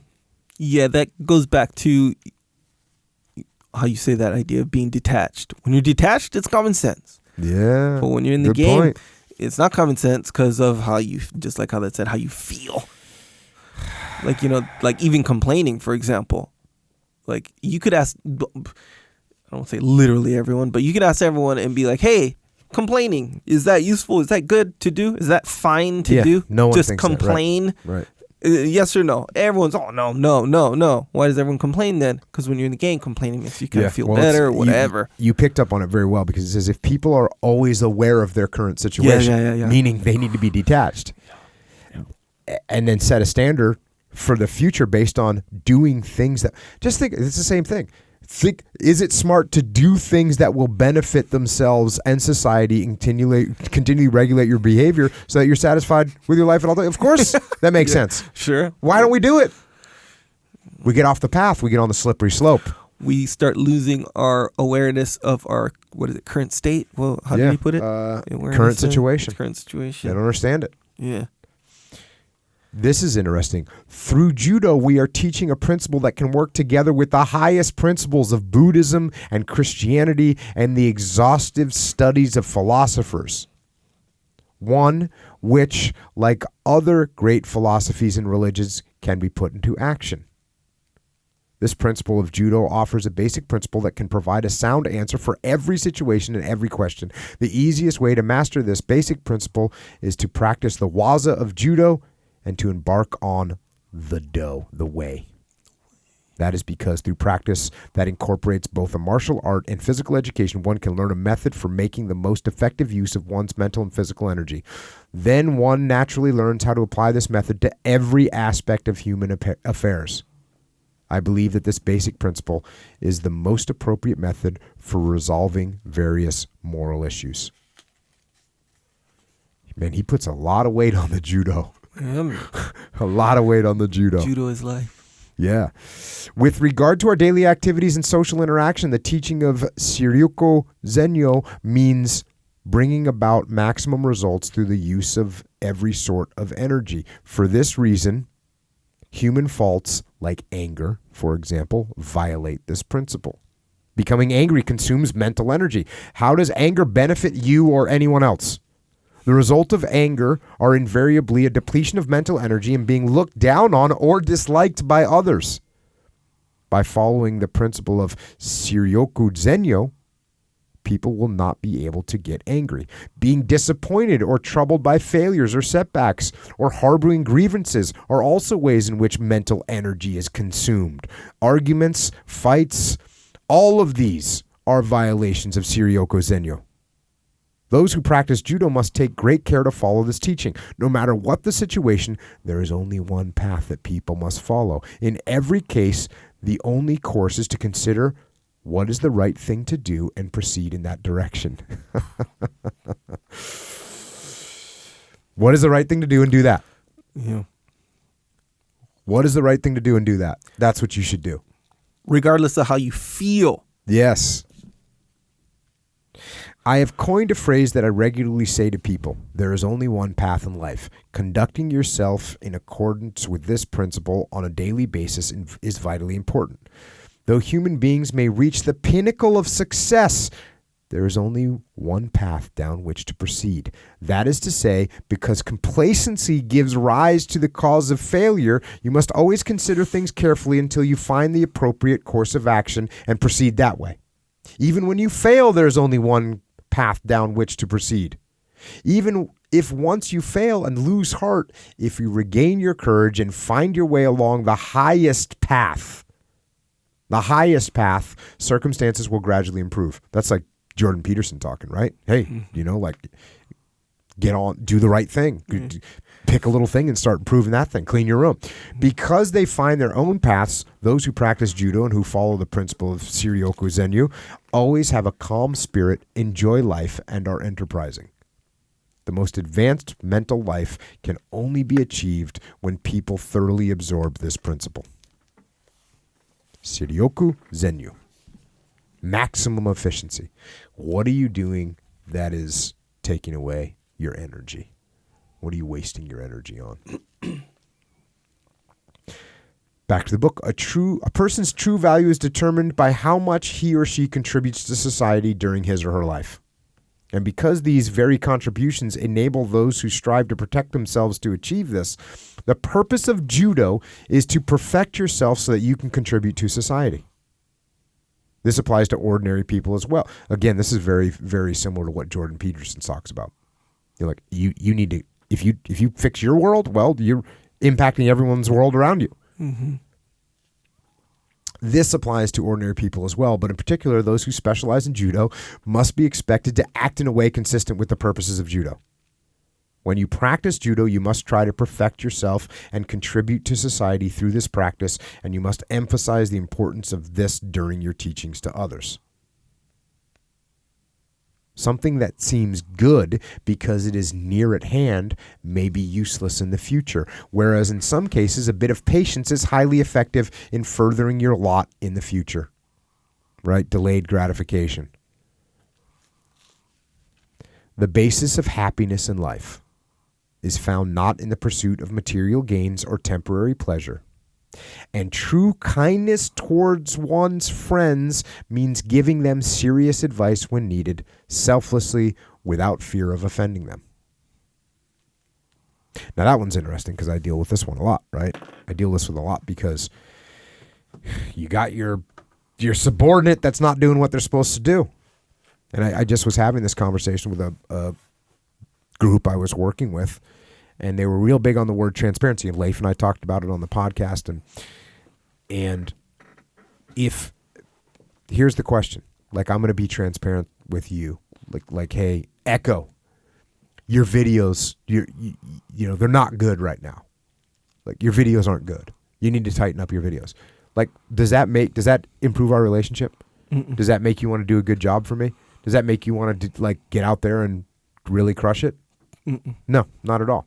So even though I'm being transparent, does it help our situation? Does it help what we're trying to do? No, it doesn't. So I need to figure out a way to tell you something.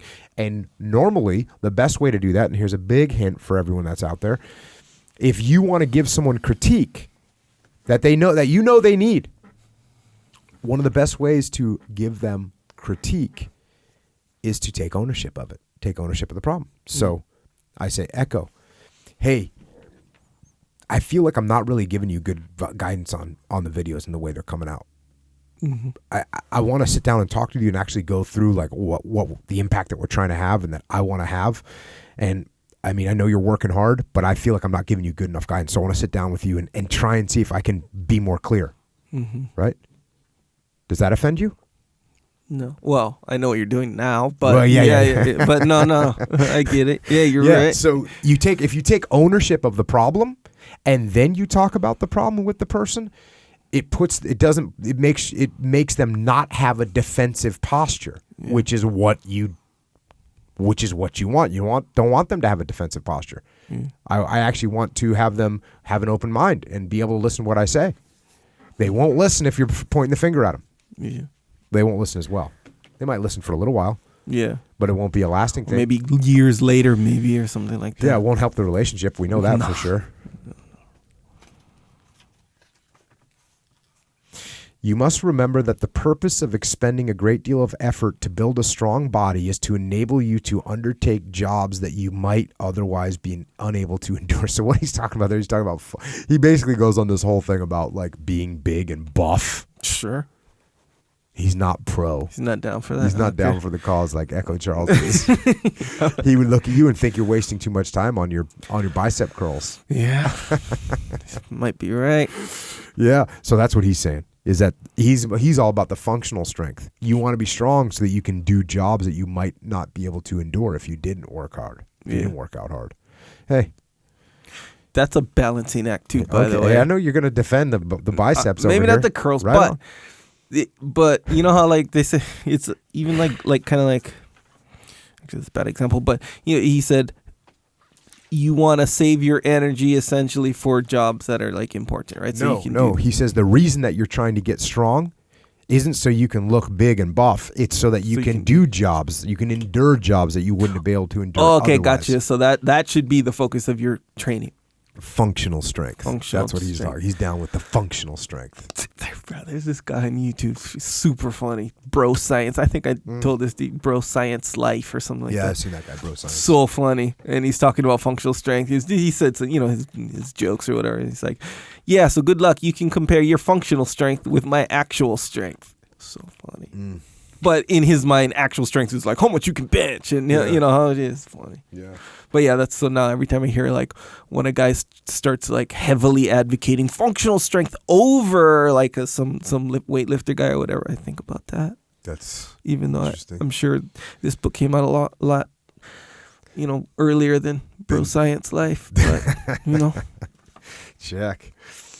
All right, back to the book. Some who practice judo become overconfident of their health and inevitably fail to look after themselves. We must not be careless about where we live, our clothing, or our hygiene. We should pay great attention to what we eat and drink. There was a time when people did not deem it a problem to eat and drink to excess, but rather were proud of being a prolific eater or a heavy drinker. That way of thinking still persists and is obviously detrimental to health. If you do not take care in regard to matters of health, there is no benefit in practicing judo. Those who practice judo must not only keep this in mind, but must also consider it their duty to remind others. That's bold right there. Their duty to remind others. I have a star next to that. Little asterisk. This guy is like super orderly. Yeah. And he's, you know, just going to tighten people up. You know, he's out there going, don't eat that donut. Yeah, well, that's one thing. But to the nth degree. Yeah, that's your duty. Come on, bro. Yeah. You know, it's my duty. I'm going to go, go to the mall and buy the food court. You know what's funny is this is the only thing in the whole book that he says, like, judo won't help. Like if you're not healthy, judo's not. You don't even train. Just stop training. He has a thing. He has a thing. That's what I think. He doesn't like that. Yeah. He's a little thing. He's what's that called? A hang up. Yeah, that's his hang up. Pet peeve or something. Yeah, that's his hang up right there. Because judo derives from the martial arts of the past, it must perpetuate the spirit of other martial arts. Loyalty, faith, honor, and various other virtues were emphasized in the martial arts of the past, but I keenly feel their importance even today. The deterioration of society's morals today is primarily the result of a failure to emphasize these virtues. So I believe that those who practice judo in particular must apply themselves to these matters and restore today's neglected public morals. He's got another little hang up. Well, it's not even a hang up. I mean, obviously I'm pointing this out because we could clearly look at society today and be like, yeah, well, guess what? We're on a slippery slope. Yeah. Yeah, you can tell he feels strongly about that one though, right there. Who, me or him? No, him. Oh, yeah. Yeah. What about me? Yeah, the look on your face indicated that for sure. Yeah. But, that's a whole nother thing. It's weird because you go around different pockets of the world and different pockets of the country and you see various positions on the slippery slope. Some people hanging on, but some people are not, and they're just slipping. Yeah. And we got to be careful. Yeah, and obviously that's a whole nother topic, but and you have so many huge, major forces kind of working against it, pushing us down the slippery slope, like marketing, right? You know how like most marketing is to appeal to your most like immediate of wants, like base. This delicious double whatever, And it's the girl that's showing the delicious burger is like. Yeah. And guess what? It doesn't even cost that much. Dang, instant gratification for cheap. Yeah, man. So you can get it, with a little and it's sex thrown on top of that. Yeah, burger. just to make you feel good, whatever, and that's everything. So, again, if you're not, conscious of your situation or whatever, you might. I was thinking about this today. More. I think people lose concentration of this because most people, in my opinion. Most people are like, they kind of know. We go back to the theory of right and wrong, what's right. I think most people are pretty good with it. Like most people feel pretty like they know what's no, that's wrong, right? And they know that, you know what, that's a good thing to do, right? I think most people kind of, like broadly, kind of would agree with those things. Yeah. The problem is, and so that's why I think we don't emphasize as much because we think, you know what, hey man, most people pretty much agree with me. Like it's like the center people of the country right now, like, and the extreme right, no, the extreme left, no, okay, where are you at? It's like, okay, well, those people that are in the middle, it's like, yeah, we kind of figure like, okay, pretty much. And so what happens is, once we don't talk about it as much, well, then the people that are on the fringes mentally, they end up without a compass, right? They just don't even know what's right and what's wrong anymore because people aren't talking about it as much because it doesn't seem like we need to. I think we might need to. Yeah. Yeah, and why it's right. Then it comes down to your approach and like all this stuff. Because, when you have opposing views, it's like if you don't do it with the right approach, it becomes more about the fight more so than for like sure. So yeah, I think you're right about that. Are you talking about most people know right and wrong? Because there's a difference between like just like how you were saying where people know right and wrong, but they don't always do what's right, kind of thing. Totally. So is that what you're talking about? Like when most people know right and wrong? I'm saying, if you don't teach a kid, like, hey, when you see someone that needs help, you go help them. Yeah. Right. Like little old lady crossing the street. Right. Right. That seems obvious. Little old lady crossing the street. She's got a grocery bag. You go, okay. Hey, can I help you with that grocery bag and help you put it in your car? Maybe for you get a little pump while you're at it with that grocery bag. Hope she has a bunch. Yeah. So like that seems like a real common sense thing to do. And that's like the most basic example I can think of off the top of my head. Like, okay, so that would be a good thing to train a kid to do. Yeah. Hey, if you see someone that needs some help, you give them some help. Yeah. Especially an elderly person that's having some trouble. That's what you do. Yeah. Seems real obvious. Yeah. But what I'm saying is, and I think most people, most kids would be like, oh yeah, they'd see that and they would tend to go, okay, I'll help out. But because most people would tend to do that, we think we don't need to teach them. Gotcha. And that's where we're losing it. Yeah. Like, because the people on the fringes, they're not helping that person. There's someone on the fringe that's going to like, oh, they dropped their bag and we'll steal it from them. Yeah. Right? So that's where we end up with a problem. Yeah. Yeah, that's true. And that's why these things probably need to come up as part of a conversation, as like a national or universal conversations to be had. Of like, okay, what is right and wrong? Who's giving those guidances now? Yeah. Where are they coming from? People aren't reading the Bible anymore to look for their guidance. They're not following Buddhism to get their guidance from, right?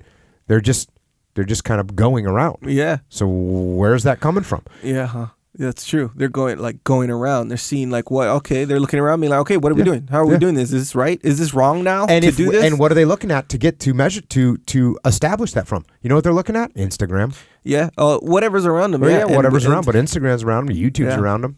Yeah, man. That's what's around them, and they're looking at it, going, "Oh, okay, well, this is, that seems that's like what we're doing. That's what we're doing. All right, cool. That's what we're doing. Yeah, it's okay to sucker punch this, this old dude. Yeah. Yeah. And I feel a little uncomfortable about it, but you know what? It seems normal. Yeah. People are doing it. It's fun. Yeah. Guys were laughing. It got a lot of views. Yeah. So maybe that's what's cool. Yeah. That's what we need to watch out for. Yeah. And obviously I know that's an extreme case, but really that's true where especially, okay, and these extreme cases will happen, by the way, if you don't have any other presence of influence. For sure. You know how, like, who was I was kind of saying this. I thought it made sense where, okay, your kids or whatever, they're going to learn how to behave, whether they learn it from you or your neighbor or TV or the guy at the club or the guy at the park, whatever. That part is up to you. Like, if you don't want to be there, they're going to learn it from somebody else, kind of thing. So that idea where, okay, what are we, this is society. Like, okay, what are we doing now? How are we doing this? What's right? What's wrong? Is this wrong now? Whatever. Then we're going to get that. Just like I said, like, we're looking around. We're trying to see what up, And if there's no specific thing saying or not necessarily a course, even though a course would be cool. If there's nothing present there to demonstrate it, then they're going to be like, all right, well, what is here to demonstrate it? And what I'm saying is we've gotten away from things that in the past would have guided us at least somewhat. Demonstrate it, and where you'd had this sort of fundamental universal understanding of like, thou shalt not kill, right? Sure. Well, okay. That's a biblical thing. And well, maybe when a kid is 15 years old and he's feeling angry about something and he's thinking, you know what, I play a video game all day where I shoot like people in this video game and that makes me feel better. Well, maybe it make me feel better to go out and do that in a school. Yeah. Right? That's what happens. Yeah. So if we don't lay out these things for people, even though most people don't need them, there's some people that need them. That's my point, is that we've gotten to a point where we think, you know what, pretty much everyone kind of gets it. And if everyone kind of gets it, I don't need to emphasize it that much. Yeah. And so I'm not going to emphasize it. Yeah. Well, there's some people that need it. Yeah. And even if you don't quote unquote need it, it's kind of like exercising, Yeah. I'm in great shape. I don't got to exercise. Well, yeah, you kind of do, Yeah. It's interesting times. Yeah. This is interesting. Speaking of interesting, instructive talks on morals presented in the classroom often become abstract or involve stories of people from the distant past, so they're not likely to inspire the listener. But moral lessons that can be acquired through Judo's randori are based on facts and are much more likely to make an impression. And it can be said that the habit of observation, the ability to make decisions quickly, and the ability to remain calm and resolute that are cultivated through fighting are also valuable outcomes of the practice of judo. These abilities, however, will not be developed merely by doing kata and randori training without any thought. These abilities will naturally develop when one takes care and thought in practicing them on a daily basis. So this is something very interesting to think about. So I thought that was great. Like, hey, you learn about you read the Bible, it's like, that doesn't really make sense to me. It's some guy that lived thousands of years ago, and I don't really get that. Mm-hmm. I don't really get why I should be humble because it says you should be humble. Well, get on the mat. Now you get humbled and you feel it. You get humbled, right? Yeah. So that's like the perfect example of how, hey, what you learn on the mat is truly understood. But if you don't if you don't think about the fact that, hey, that reflects life too, by the way. Right. That reflects life, by the way. If no one makes that connection for you, that's problematic. And I mean, clearly, jiu-jitsu, this is a big difference between jiu-jitsu and judo. Like we talked about what the competitions are like. You talk about how you get disqualified. Jiu-jitsu, you have people in jiu-jitsu that have bad attitudes, right? And they don't apply what they learn in jiu-jitsu. One of the things that my attitude always is with jiu-jitsu is like, if I beat someone in jiu-jitsu,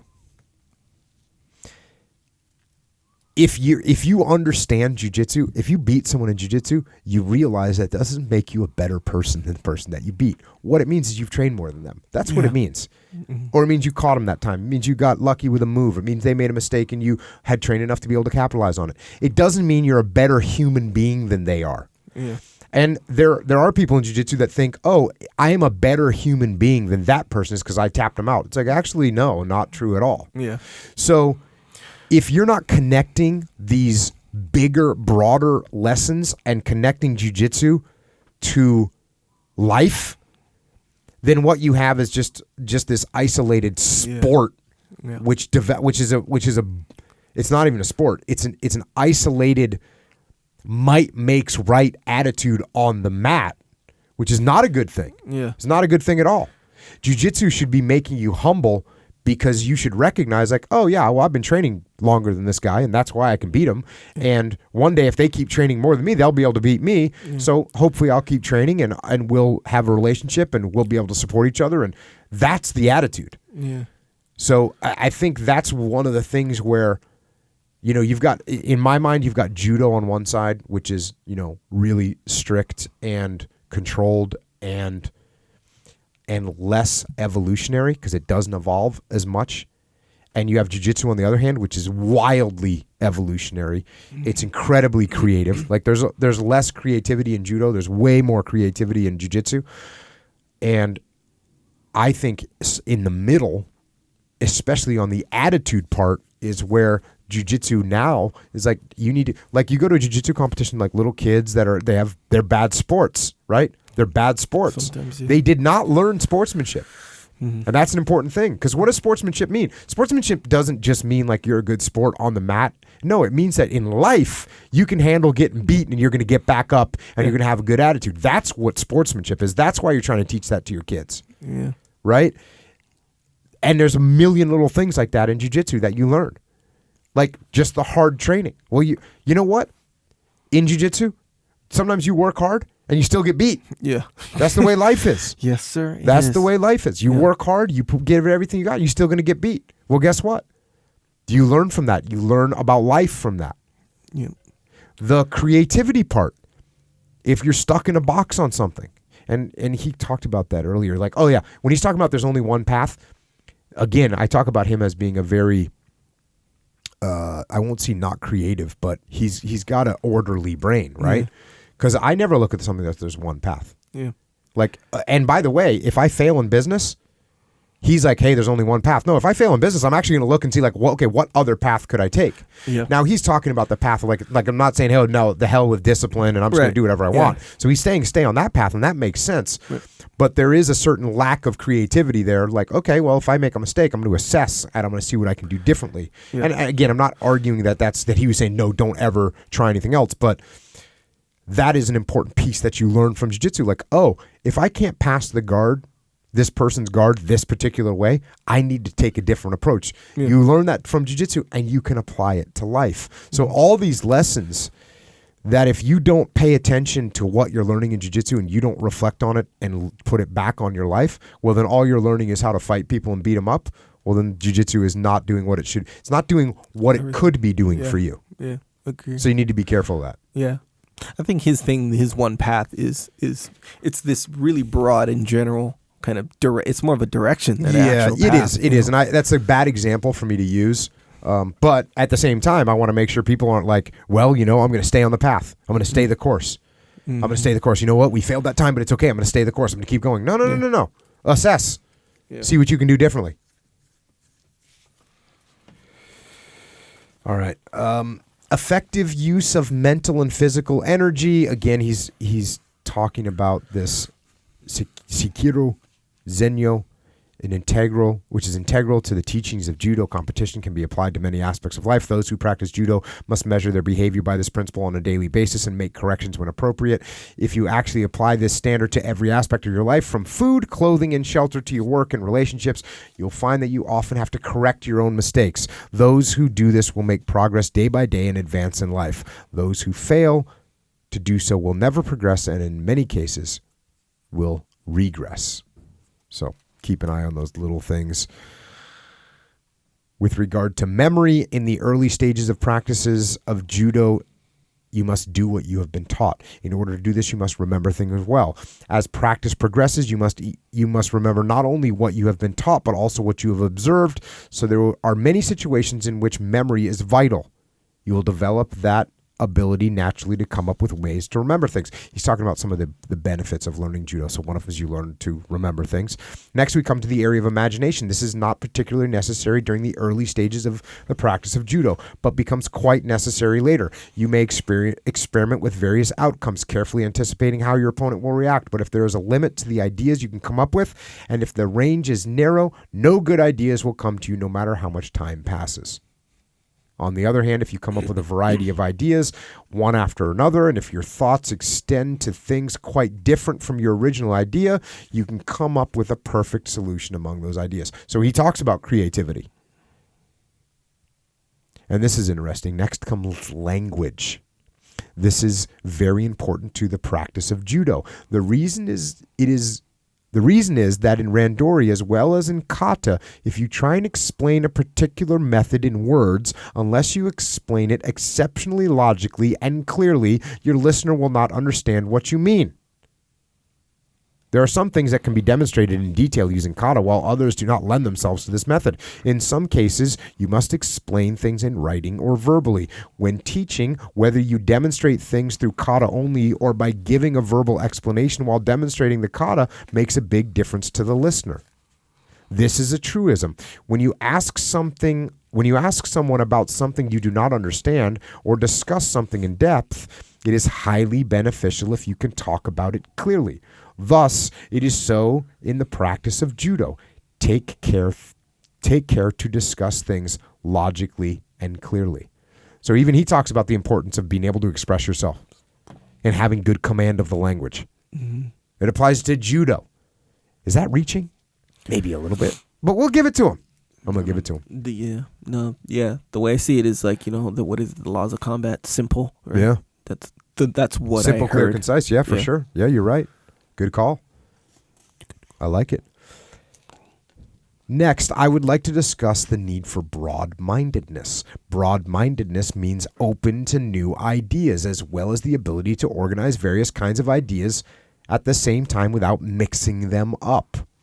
The reason this is important to the practice of judo is that when there is no broad-mindedness, people often become overly confident in their own beliefs, such that if there are new ideas that are superior, not only do they not accept these new ideas, but in doing so, they fail to determine their value and whether they are good or bad. This is something you see all the time with people with ego and a closed mind. They don't listen to anybody else. They don't come up with any new ideas. It's horrible. So keep an open mind. My way or the highway? Yeah. Is that a different thing? You don't want none of that. My way or the highway. Yeah. Speaking of simple, the theory of judo fighting includes some quite complicated ideas. When we consider the relationship between the body and the four limbs, their positions, how to use them, how to handle the mental aspects, one theory gets mixed up with many others, so it becomes difficult to reach an overall conclusion. Even if we link these complicated theories to look at them separately, the ability to unify them in the end must be the second requirement for broad-mindedness. So you got to be able to connect things. You got to be able to simplify things. Mm-hmm. This is interesting. There is a teaching in judo competition that says one must look at the relationship between oneself and others and one's surroundings. So you have to orient. This is OODA loop. Yeah, this is OODA loop. So you have to orient yourself to what's happening. You have to look around and see what's going on. Another one in judo fighting, there is a teaching, Saki Otore, which means anticipate. Simply put, this means using your waza on your opponent before he can use his waza on you. Boom. Be aggressive. Default aggressive. Don't wait for the enemy to do something. Mm-hmm. You do it first. There is another teaching in judo fighting, Jukiro Danko, and this translates to decisive action after careful consideration. Jukiro means carefully considering the situation before attempting to use a waza. Danko means acting without delay once you have made a decision. When this teaching is applied to the path people take in life, it can indeed be relevant in many situations. This is a good one.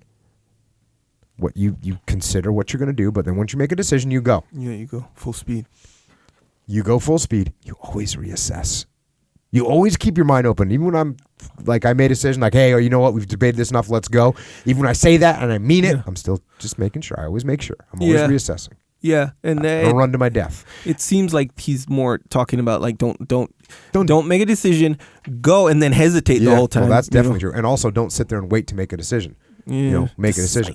But this is what's interesting. Here's a back to the book. A further teaching, which seems to be somewhat contradictory to Danko, is known as Tomaru Tokoro Oshider. And that translates, know when to stop. This means that when you venture to use a waza up to a certain point, but when you reach that point, you must stop. Again, this rule has universal applicability to many aspects of life as well. So there you go. You got those two opposing forces. One is like, go, and the other one's like, know when to stop. Yeah. So those are, let's just say, very important. One of the most important concepts in judo fighting says, if you win, do not boast of your victory. If you lose, do not be discouraged. When it is safe, do not be careless. When it is dangerous, do not fear. Simply continue down the path ahead. Right? Those are... Normal face. Yeah. Normal face. Yes. Affirmative. When encountering social pressures such as those we experience today, even an incredibly strong-willed person can lose spirit and experience great adversity. This is when he must show true character. At times like these, the ability to overcome difficulties, endure and be patient, preserve one's honor, and maintain a spirit of integrity are truly valuable above all else. In order to do this, first you must develop good daily habits. These good habits include simplicity and moderation, and while thinking of yourself, always keep other people and society as a whole in mind as well. You must not trouble others for your own convenience, and if you can, you must try to benefit others while benefiting yourself. In other words, you must perfect yourself and contribute to society, which is the ultimate purpose of the study of judo. Man, judo's a lot bigger than you thought it was, isn't it? It is, yes, sir. He's trying to take it to the distance.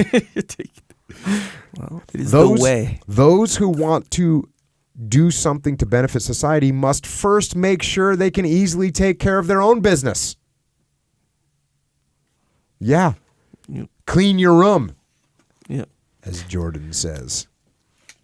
Take care of your own business. Yep. Then you can worry about the rest of society. Like the oxygen mask, right? You gotta put it on yourself first, then you put it on your kid. Handle your kid. Because if you're suffocating, how are you gonna help your kid? You're not. You can't. Here we get a little controversy. Professional wrestlers and boxers are generally people of low character. I don't know if I can sign on. Oh, definitely don't sign on with that. And no matter how superior their skills, they are mostly looked down on by society. Dang. I guess we'd have to do some research as to what the boxers and wrestlers were like back in his time in Japan. Some Kodokan members have gained popularity performing on tour with them, but I don't believe this behavior is in accord with the aim of judo. True judo practitioners must not be performers. So that's there interesting, you go. right? Yeah, that explains a lot. Yeah, for sure. he wouldn't like McGregor. No, he don't like McGregor. Looked down upon for sure. McGregor don't care. No. All right. And this is again, I had to call these things out because obviously I don't agree with wrestlers and boxers being people of low character. In fact, I believe the opposite of that. Mm-hmm. But here's a good one. In the future, when asked to compete against wrestlers or boxers, the competitors must decide whether the judo practitioners will compete under the rules of boxing or wrestling, or whether the opponent will compete under the rules of judo. However, those contests must never be commercialized. They must be merely trials between volunteers for the purpose of research.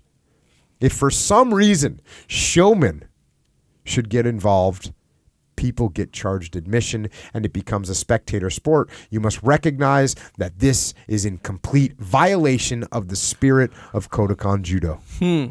So what about Olympic judo then? That's a violation. Yeah, I mean, there's a lot of things you call, but actually, Judo Gene LaBelle.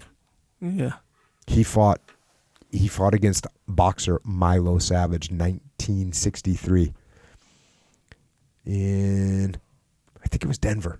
I forget where it was, but yeah, that's kind of noted as sort of the beginning of like whatever popular MMA. Right? Boxer versus judoka.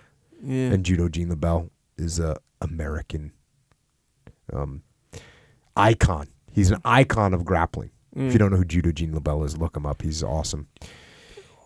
And he did this back in the day, back in 1963. What do you think the outcome was? Boxer versus judo. Yeah, I would say in a fight. No, they fought. They Yeah. fought like in an MMA fight. I mean, Yeah. it was you fight each other. Go. Yeah, that's Gene LaBelle then. Yeah, that's Gene LaBelle all day, right? Yeah, Takedown, rear naked choke. that's what he got. Yeah, that's what he got. That's how it went. So, yeah. That's, it's just interesting how completely commercialized Yeah, this is. And it's also interesting that, again, closed-mindedness, or I don't know if you call it closed-mindedness, but he has a very orderly brain. Yeah. And he was like, look, it's either going to be those rules or these rules. He didn't think to himself like, hey, you know what if you just mix it up and do it all together? Yeah, all rules. Yeah, all rules. Why wouldn't we do that? Which is interesting because in judo, they do cover striking, and you don't hear about it much, but those are part of it. So it's interesting that in his mind, it's like, no, it's either those rules or these rules. Yeah, very rigid. Yeah, very rigid thinker. Yeah, that's a good point. Back to the book. In everyday randori practice, fighting against another person is not the real purpose of the practice of judo. Because fighting to see who will win is interesting, it is done on a daily basis. Yes, it is. It goes without saying that becoming able to beat someone is one of the ultimate goals of the practice of randori. However, there's clearly a difference between becoming able to beat someone at a future time and becoming obsessed at beating someone now. In order to beat someone now, it is best for those who are strong to use that strength to overcome the other person's strength. However, with that method, if you encounter an opponent who is much stronger than you are, you will naturally lose. So even if you lose for a while, the correct practice of randori is to slip dexterously away from your opponent, adapt to his strength, cause him to lose his balance while stepping back, and then take advantage of the opportunity to perform a waza. If you do this kind of training, you will, for a while, often be twisted by the arm and held down or pushed down by your opponent. But if you do not frequently engage in this kind of training, you will never learn how to beat a stronger opponent. So this is what we talk about all the time when we talk about relaxing and trying to relax and putting yourself in bad positions and not using your strength. That's what we're talking about. And again, that applies to life as well. That applies to not staying in your comfort zone, not continuing to concentrate on what you're good at. Focus on your weaknesses. That's what that talks about. It's interesting. How he said, don't be focused on beating the other guy. It's almost like Hoyler talked about that real briefly, right when I first met him, where he was like it's not. Like, you're not looking how big the guy is, how tough he is, what belt he has, and all this stuff. It's like you're focusing on your jiu-jitsu, what's lacking, what I know and don't know. If I'm focusing on the other guy and I'm going to beat him and all this stuff, that's not what the jiu-jitsu is. Yeah, and I'll go ahead and say this. Like, this sounds good. But we all, I mean, at least every single person I train with, like, we're trying to win. Trying to win, yeah, now, for sure. that being said, actually, I'm going to go ahead and correct myself. Like, we want to win, but like, you take way more risks training with our training team than you would take if you were training with someone else. Yeah. Right?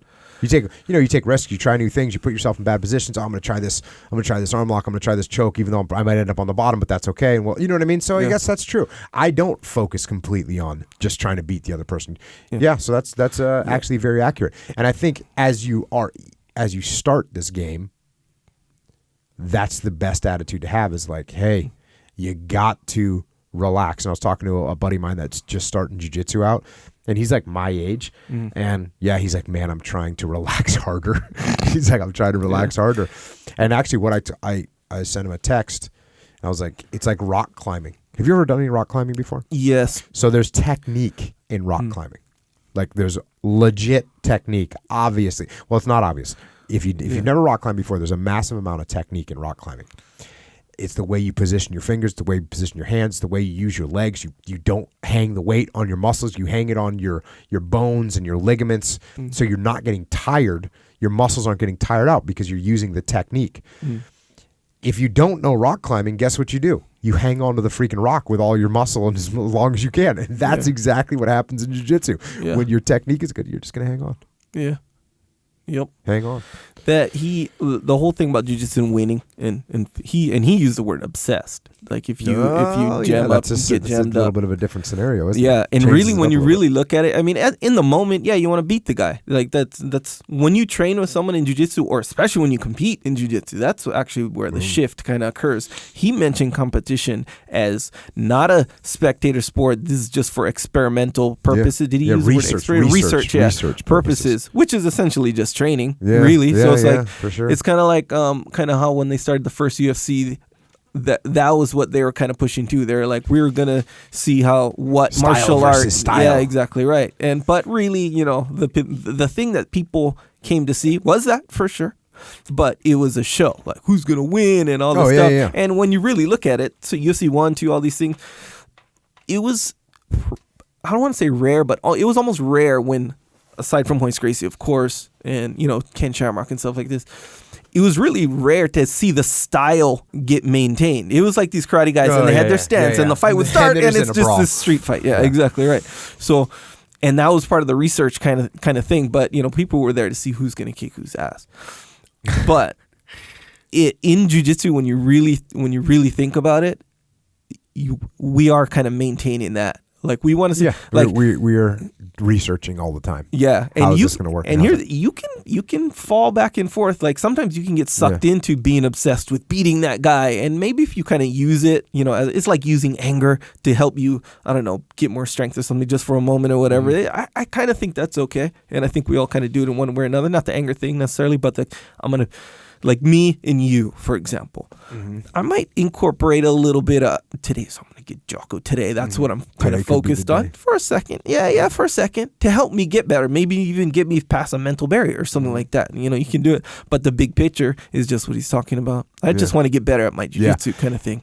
And I will say this too. Ego-wise, I think it's very positive to be like, I don't want to lose. And the only way you're not going to lose is to train all the time. Yeah. So the days that you're like, well, I don't, like yesterday I was on a different time zone, came back. I got back in the day. I had work to do as soon as I hit the ground. I got done with that. I hit a quick workout, and now it's like, guess what time it is? Jiu-jitsu time. And I'm like, well, it's like, maybe it's been a long day. Like my shoulder kind of hurts right now. So maybe I'll just, rest. Then I was like, no, I'm going to train. Because what I know is not training, it's not training one day might not make a difference, but that one day does make a difference. You might tell yourself it doesn't make a difference, but there's something in there. There's every day of training you can get matters. Every day counts. You can't get it back. And if you miss it, you miss it. Especially like right now, where I've been traveling a lot lately, way more than normal. So I know, like, if I got to get there, I got to get my rounds in. Got to get my rounds in. That's the way it's got to be. And part of that is my ego.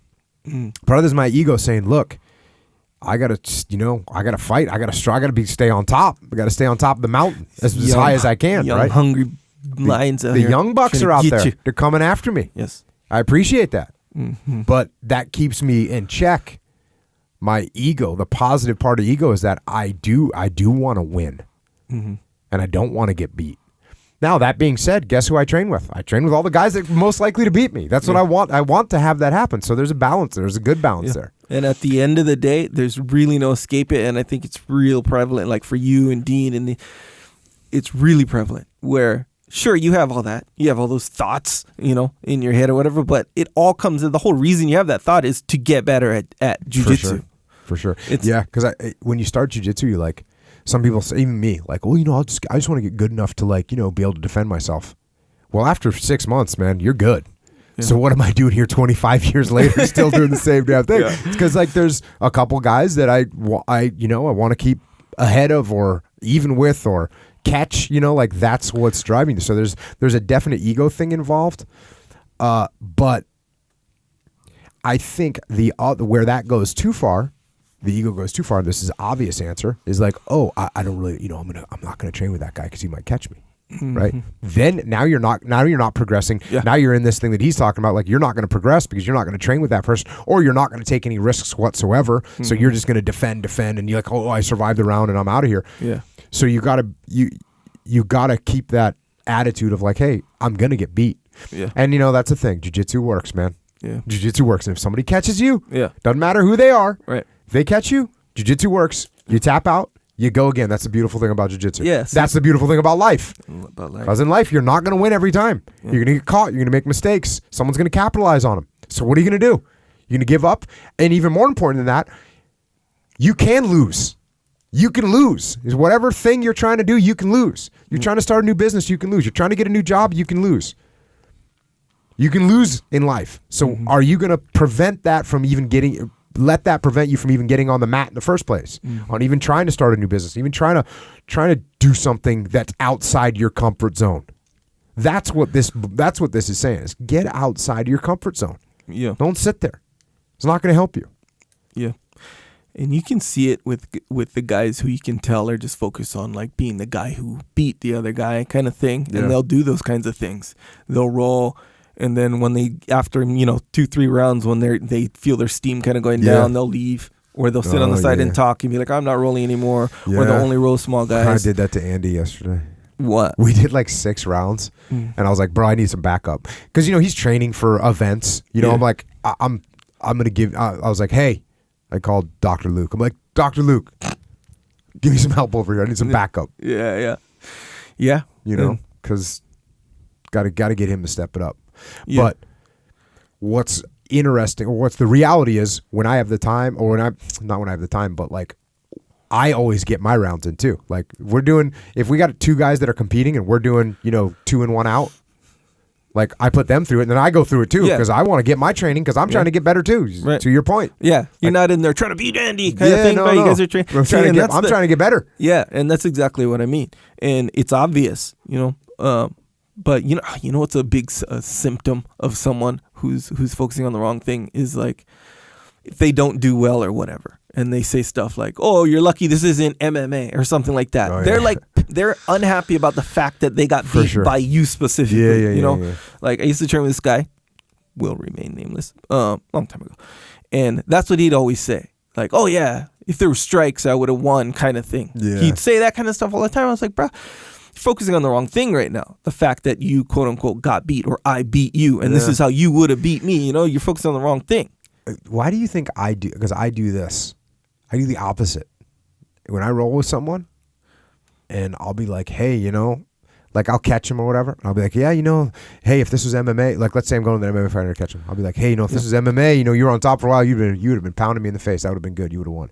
Or if I'm going against a jiu-jitsu guy and I catch him or something, I'll be like, yeah, though, if that was points, though, you were up like 8 points, you probably would have beat me. And that took me 15 minutes to get, so you would have won. Yeah, and obviously I don't know exactly what's going on in your head, but it seems like that would be something you'd say to someone to make them kind of feel better. Because, it's a little mini competition in there, for real. I mean, that's essentially what makes it so good, because he's giving you an accurate look how a motivated opponent, attacker, whatever, would look like. He's going full speed against you. So there is that element of like, we're competing against each other. And when you lose, it's kind of like, oh, I lost to this guy. Especially if you're not that used to training or So I'm just being nice. You're being nice, I think. I guess. And at the same time, if you're saying stuff like, hey, if was MMA, you'd be pounding me or something like that, there could be a little element of your own training, kind of like you're just voicing your mentally, own thoughts. Like, okay, I kept that in mind. Where, I would have got hit there, and you're just kind of voicing it maybe for the benefit of yourself. As well as the guy. I don't know. That's what it seems like would happen if someone was thinking those things. Check. Well, we could go on this book for a long time. I think that's a good place to reflect and say, look, there's a lot of principles that you can apply, judo and jiu-jitsu. There's things that jiu-jitsu you should take from jiu-jitsu, and things that you should take from judo, principles. And if you mix those two together, you get something that's really powerful, not just on the mat, but something that's really powerful to apply to your life. Again, is everything in this theories perfect? No. Somebody asked me that the other day. I was with a group of young leaders, And someone, because I was talking about how it's beneficial to read about history and understand warfare and understand it gives you an insight into human nature and it gives you an insight into people, the way people think and all this stuff. And this guy says, hey, do you ever think that maybe what you read was wrong, and if you apply what was you read, you'll actually end up making a mistake? Or do you just follow what, history? And I'm like, no, that's the whole reason. I go, because the more you read, the more you understand, the more different angles you see. And I'm questioning every decision I make. I'm questioning all these things all the time. And I'm using all this different information that I have in my head as sounding boards to check off of well, at least let me shed some light on it, gather some intelligence. Mm-hmm. That's what I'm trying to do. So yeah, question yourself and question these theories. Yeah. That's what I think. That's one of the best things about.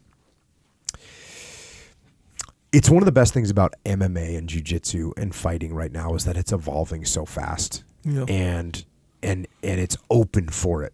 And if you're not down for that right now, you're going to be left in the dust. Yeah. You're going to be left in the dust. Does this mean that every fancy new move that comes out should be applied to your game? No, it doesn't mean that at all. Does it mean that every fancy gi jiu-jitsu move that you saw in Worlds would be super effective in a fist fight? No, it doesn't mean that at all. But should you have an open mind to understand that some of those things could be absolutely beneficial? Yes, you definitely should. Yeah. So keep an open mind with everything that you're doing. Mm-hmm. That idea of broad-mindedness. Sometimes I wish Kano would have had a little bit more broad-mindedness. Yeah. Because that, it would have been beneficial. Yep. That's one of the sad things about judo is they outlawed the double leg takedown in judo. You can't do it. You can do it after you've done another takedown attempt. So it can be like a follow-on. Gotcha. But that's not cool. No. That's not cool. I can see that. And it's the same thing with jiu-jitsu, right? Where they outlaw certain submissions. Mm-hmm. Like the heel hook with gi jiu-jitsu. Yeah. Right? Like the heel hook is still there. The heel hook itself is still there in the motion of it's there. You shouldn't outlaw it. It should be part of it, because then you have people ending up in positions where they're not effective fighting positions. Yep. They're not, because you can get heel hooked and you get your knee torn apart. Yeah. So why would you outlaw something that's very effective? I understand there is some danger in the heel hook. For those of you that don't know, the danger of the heel hook is that it doesn't create pain before it creates injury. Well, it doesn't create a lot of pain before it creates injury. So you can have a heel hook on you, and you can be like, oh, I can get out of this. Yep. And the person starts applying pressure, and you're like, oh, that doesn't really hurt. And then pop, you have to go get surgery now. Yeah. That's the problem with heel hooks. But if you and your training partners understand that, and if competitors understood, like, hey, if I get caught here, I'm going to end up in surgery if I don't tap. Yeah. So if you understand that, then you won't go in these positions where you're exposed to a heel hook. So that's what you should do, not only with jiu-jitsu, but you should do it with life too. Like, understand what really works. Don't outlaw things. Don't avoid things just because you're not good at them. Yeah. Open yourself up to them. Do you know why they don't? They really don't allow heel hooks in gi competition. Do you know why? Are you asking me that question? Do you know the reason for that? That they say or whatever? I think it's because the possibility of injury. Yeah, but the no gi, they let it. Why? Because you can slide more in no gi. I don't know. I think that might be just tradition, but hopefully, they should allow double leg takedowns in judo. They should allow heel hooks in jiu-jitsu, in gi jiu-jitsu. Now, this doesn't mean if you roll with me and we're rolling gi, you just slap a heel hook on me, because I won't be expecting that, and I'll be pissed. Or that should be part of your training. Yeah. And so congratulations. Well, it is. But yeah, I guess you're right. I need to tighten it up. Yeah, I would say that is one of those things. Here's what it is with the heel hooks with gi. Like, if someone busts out, because it's so widely known as disrespectful. Yeah, it's like, so if you get a guy, especially, let's say extreme scenario, a new guy comes in, he's a purple belt, hungry blue belt. Mm-hmm. He comes in, he rolls with one of the instructors, black belt or whatever, gi. They're rolling, and he's going super hard. And he goes for a heel hook. Pause right there. Technically, as far as what we're talking about, that should be okay. Mm-hmm. We're all here training. We're all getting better. He's going hard. Thanks for the good training kind of thing. He did but we're essentially trained to see heel hooks with the gi as disrespectful. Yeah. It's against the rules. Yeah, it's against the rules. It's so embedded in it's embedded in the culture, really. But as far as what we're talking about, like, it's really okay, He's busting out a heel hook. I'll say no, that's not okay. And the reason I'm Why? saying that, I know I this don't is like even know if it's this is okay like now. contradictory for me but this is the similar thing, right? If you came into the gym and like you went for a heel hook on me, we were training gi, and I started punching you in the face. Right? That like you weren't expecting that, but you should be prepared for it. So if you understand that that's what you're training, like, oh, are we street rules, punches illegal, allowed, or whatever? I'm saying there's certain things that are universally, as far as I have not been anywhere, and I talk to a lot of jiu-jitsu people, and I roll a lot of different jiu-jitsu places where it's like you're wearing a gi, you're cleared hot to do heel hooks. Yeah, I have not seen that anywhere. Me neither. And it should be that way. Well, I mean, the thing is, I'm with you, and there, there's exceptions, of course. And just because I happened to, Craig Baker will allow him. He'll even say, yeah, you can heel hook. It doesn't come up because, just like what we're saying, it's so widely known and understood from the beginning. Yeah. You don't do heel hooks with the gi. It's just, but why is that? We don't really think about why is that, and does it? Why? We don't because necessarily those are the think of it. recognized sanctioned rules. Right. Just like the recognized sanctioned rules say that if we're grappling, I'm not going to start punching you in the face. No, but right? No, because that's punching in the face is not grappling. Like if punching in the face does deviate from when you start learning jiu-jitsu, unless it's understood that that's the kind of training you're going to get. So here's the thing. Okay, when I put on the gi, these moves are not allowed, right? There's no, I don't know. There's no rules. I mean, sure, IBJJF, but there's a probably bigger percentage of people that do jiu-jitsu have never competed in an IBJJF tournament. Yeah. Probably the majority of the people. Yet we're following IBJJF rules in training sometimes. Even though actually the gi competitions, I've never heard of a gi competition that allows heel hooks. Yeah, even at black belt. But that's not the point. The point isn't that they're not allowed, so don't do them. That's not the point. The point is, why are they not allowed, given what we're just talking about? In my opinion, they're not allowed because of the propensity or possibility of an injury. Or people think that there's a high possibility you could get injured there. Yeah. They're somewhat accurate because it is a different kind of pain. It's a lack of pain. And so there's a little bit of accuracy. Yeah, I dig it. And I see if, especially if that is true as far as why they want it. Because some people might say they don't want it because jiu-jitsu was always looked at as this linear thing. Like Donner mentioned part of this where, you get past the legs and you work your way up his body to tap him out. And you can start tapping him out when you get up to the upper body. And the legs were just something you had to get past because they're going to try to kick you and they have leverage on their own body and all this stuff. And that's it. That's traditionally how we look at jiu-jitsu, and that's the effectiveness of jiu-jitsu is the best and all this stuff. Now you get, a new person or someone from Sambo or whatever will come in and be like, oh, that's jiu-jitsu, or let me go ahead and kind of flip it upside down a little bit and change what this jiu-jitsu is. And they're like, we don't like that kind of thing. Yeah, that could be why. I'm just saying that's what I've heard. Could be why. Yeah. Could be why. So let me ask you this. I have heard like that people's initial reaction. I think I've heard Dean say this. Like, if your reaction is like, "Oh, that's not good for my game," we'll just outlaw it. Yeah. So that's what it resulted in. Yeah. Because all jiu-jitsu guys are trained this specific way. Well, and that's what judo did. Hey, double leg takedowns are not good for judo.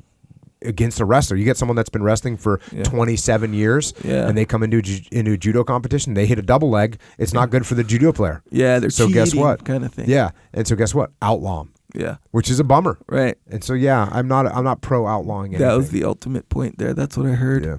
Check. So let me ask you this: do you think in training heel hooks with the gi, just you personally, you think they should be allowed heel hooks with the gi? I think they should be allowed every time, all the time, everywhere. But they are not right now, and therefore, in my mentality, is like, okay, because I'm not going to put myself into a position that a heel hook is available to you unless I know that they're not available. Exactly, yeah. I dig it. And actually, I agree. That's the same thing, like if we were going to roll, and I just did it, no good. But if I said, hey, before we rolled, like when we're walking in, or even right before we kind of, shook hands, whatever, I said, hey, heel hooks are a go. That would change the game. Yeah, it would change the game for sure. Okay, so same thing like if you're doing no gi, and how guys like they just don't know or whatever, and they'll grab your shorts, they'll grab your shirt, rash guard, whatever, they'll grab it, because they just don't know. Even if it's the same deal, less dangerous of course, but same deal where it's like when you start doing that, they'll stop and be like, hey, you can't do that. kind of thing. Yeah. But if you say before you roll, hey, yeah, you can grab shorts, whatever, up to you. Just don't pull them off or something like that. It's kind of one of those deals. Yeah, you could, I guess, make some ad hoc rules before you start rolling, but Yeah. or just go with what's universally accepted at this time. Slaps in the face are legal. Sometimes. Let's go. Whatever. Check. All right. Well, like I said, a lot of stuff to learn from judo and jiu-jitsu to make yourself better in those sports and in life. So, good. Yeah, I was actually pretty, I don't want to say impressed, but pretty, impressed with the whole book. Yeah. Except for the part about telling people how to eat. Telling people how to eat. The calisthenics are no good. Yeah. Being buff is a waste of time. There's definitely some, and there's some truth to that you one. know, it's weird because as I'm preparing the podcast, I'm like, okay, do I just say the things in here that I agree with? Oh yeah. Because that's one way I could do it. Mm-hmm. Do I? Because one thing that's I was thinking about when I read a quote from a book, people, do they kind of think like, well, I agree with that, like I support this, unless I outwardly just reject it. Yeah. And I kind of did half the book where I was like, well, you know, I don't really talk about that because I see where he's coming from, but that's not really my gig.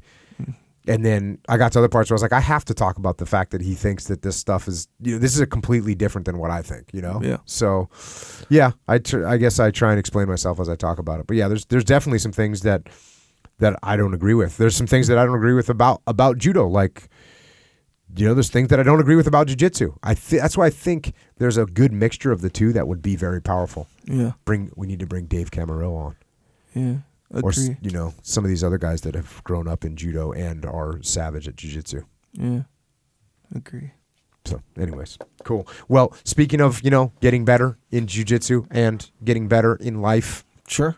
Any suggestions on how people could get better? Yeah. So when you start doing jiu-jitsu, what kind of gi you're going to get? That's probably one of the 1, 2, 3, maybe 4 questions you're going to have. The first 4.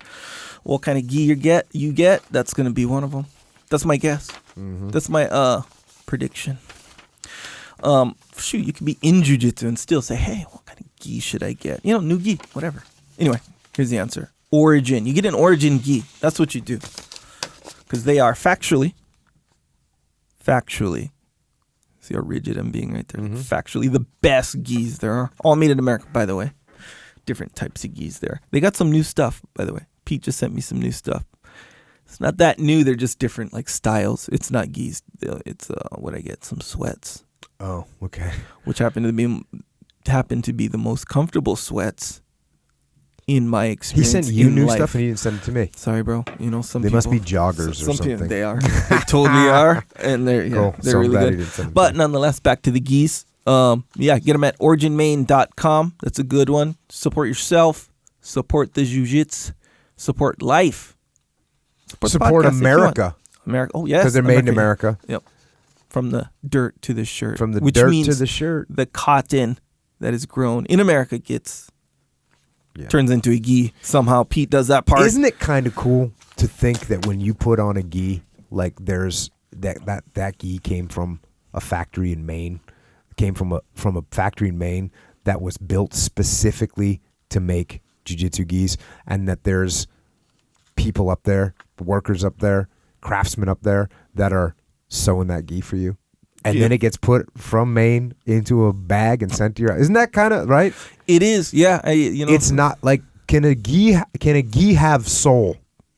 I'm going to ask you that question. Can a gi have soul?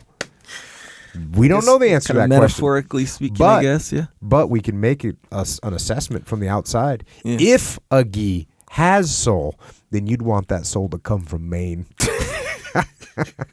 Right? And if certain gis had souls and some gis didn't have souls, you would for sure want the gi with the soul. Yes, 100%. absolutely. And if gis do indeed have souls, which I tend to believe they do, They could. then you'd want the good souls, the American souls from Maine. Yep. Well, if Pete starts making shoes, you'll know that they'll have souls. Wow. Echo made it funny. Nonetheless, originmain.com, that's where you get them. Also, in jiu-jitsu. Okay, we got to be honest here. In jiu-jitsu, it's physical.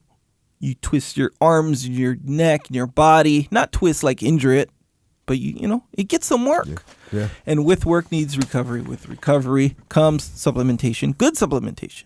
Krill oil. I feel like I've said the word krill oil probably more than I've said any other food item or dietary supplement in my whole life. Good. I'm That's kind good. of happy about it because of how beneficial it is. Got more krill oil too, by the way, from Pete with the nice. joggers, which are nice, by the way.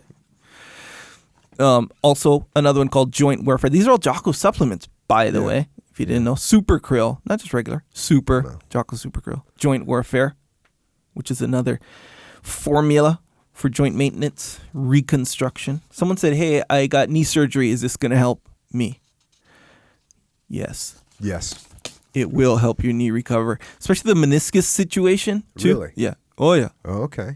Anything where so I'm not gonna go too deep into it, but anything involving cartilage, like these that don't get a bunch of blood flow. Oh, okay. You know? Yeah. They tend to degenerate over. Well, everything degenerates, but over Not time. everything. Not for everyone. Yeah, no complacency, right? No Yeah. backing off. Nonetheless, joint warfare, that's a good one. Maintain the joints. And this goes for any kind of physical activity. Your joints will thank you. Or you'll thank your joints. You'll thank Jocko for Jocko Krill Oil and joint warfare. Also, discipline. Not just regular discipline. It's a supplement discipline. It's a pre-mission cognitive enhancing. Yeah, because people were making stuff that helped you physically, like a pre-workout, and then they were making nootropics that would help you mentally, like your cognition. Sure. And, well, in my job, especially my old job, guess what I needed? Both. Both, yeah. I needed to be mentally sharp, and I needed to be physically sharp. Yeah. So I wanted everything in the same, like, mix. Sure. Bland. That's why we Gotcha. made the discipline. Yeah, and you didn't want to do the pre-workout and then boom, and then okay, let me go ahead and take the No. other one right here. Okay, No. boom, and then you wanted to Get them both. get them both one time, one hit, one win. And you feel it. And it feels good. Yeah, That's what, like, yesterday I was talking about the rounds I did. Yeah. Because I knew I was coming and I was going to pay the man. So I just sure. hit the discipline. Yeah. Tastes good too, by the way. Yeah. Tastes amazingly good. What's interesting about it is because that's monk fruit. Yeah. It's monk fruit. You know what about monk fruit? No.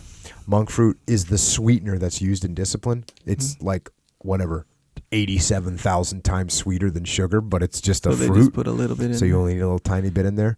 Yeah. Low glycemic index. It's low on the glycemic. Low index. on the glycemic index. Sure. So Yeah. it doesn't give you the insulin spike. Sure. And we'll just say And there's that's good. Oh yeah, and just so people know, there's caffeine in it, but there's only 15 milligrams of caffeine, so you're not going to get jittery, but you get a little microdose Yeah. of get A some, little help. A little caffeine along helper. with the other. But monk fruit also it like helps in it's legit. Yeah. Other benefits on that one. Yeah, Nonetheless, other it's bennies. called discipline. Tastes good because Jocko wants it to taste good. Yeah, that kind of freaked you out. Yeah, it threw me off for sure. You thought maybe I just want things to taste horrible, so it takes more discipline to drink it. Not black and white like that. I was like, interesting that was part of the focus. But hey, good. I say good.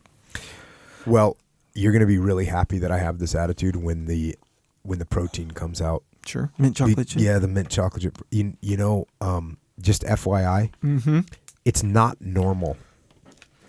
And it's got the monk fruit in it, so that's the sweetener, so it tastes delish. And it doesn't taste like anything else. There's no way that it could taste this good and be what it is. Gotcha. Yeah. Yeah. Okay. So I just I had to make up my own name for it. Yeah. Yeah. I dig it. You did the right thing. Did the right thing. It's called Molk. MOLK with the umlaut over the O. You know why? Tribute to Motorhead. Layers, bro. Layers. Good, man. I think that's good. So yeah, pretty soon people are going to be on the Molk. When is that? It's a couple weeks. We've got it. We went through the final testing. It tastes good.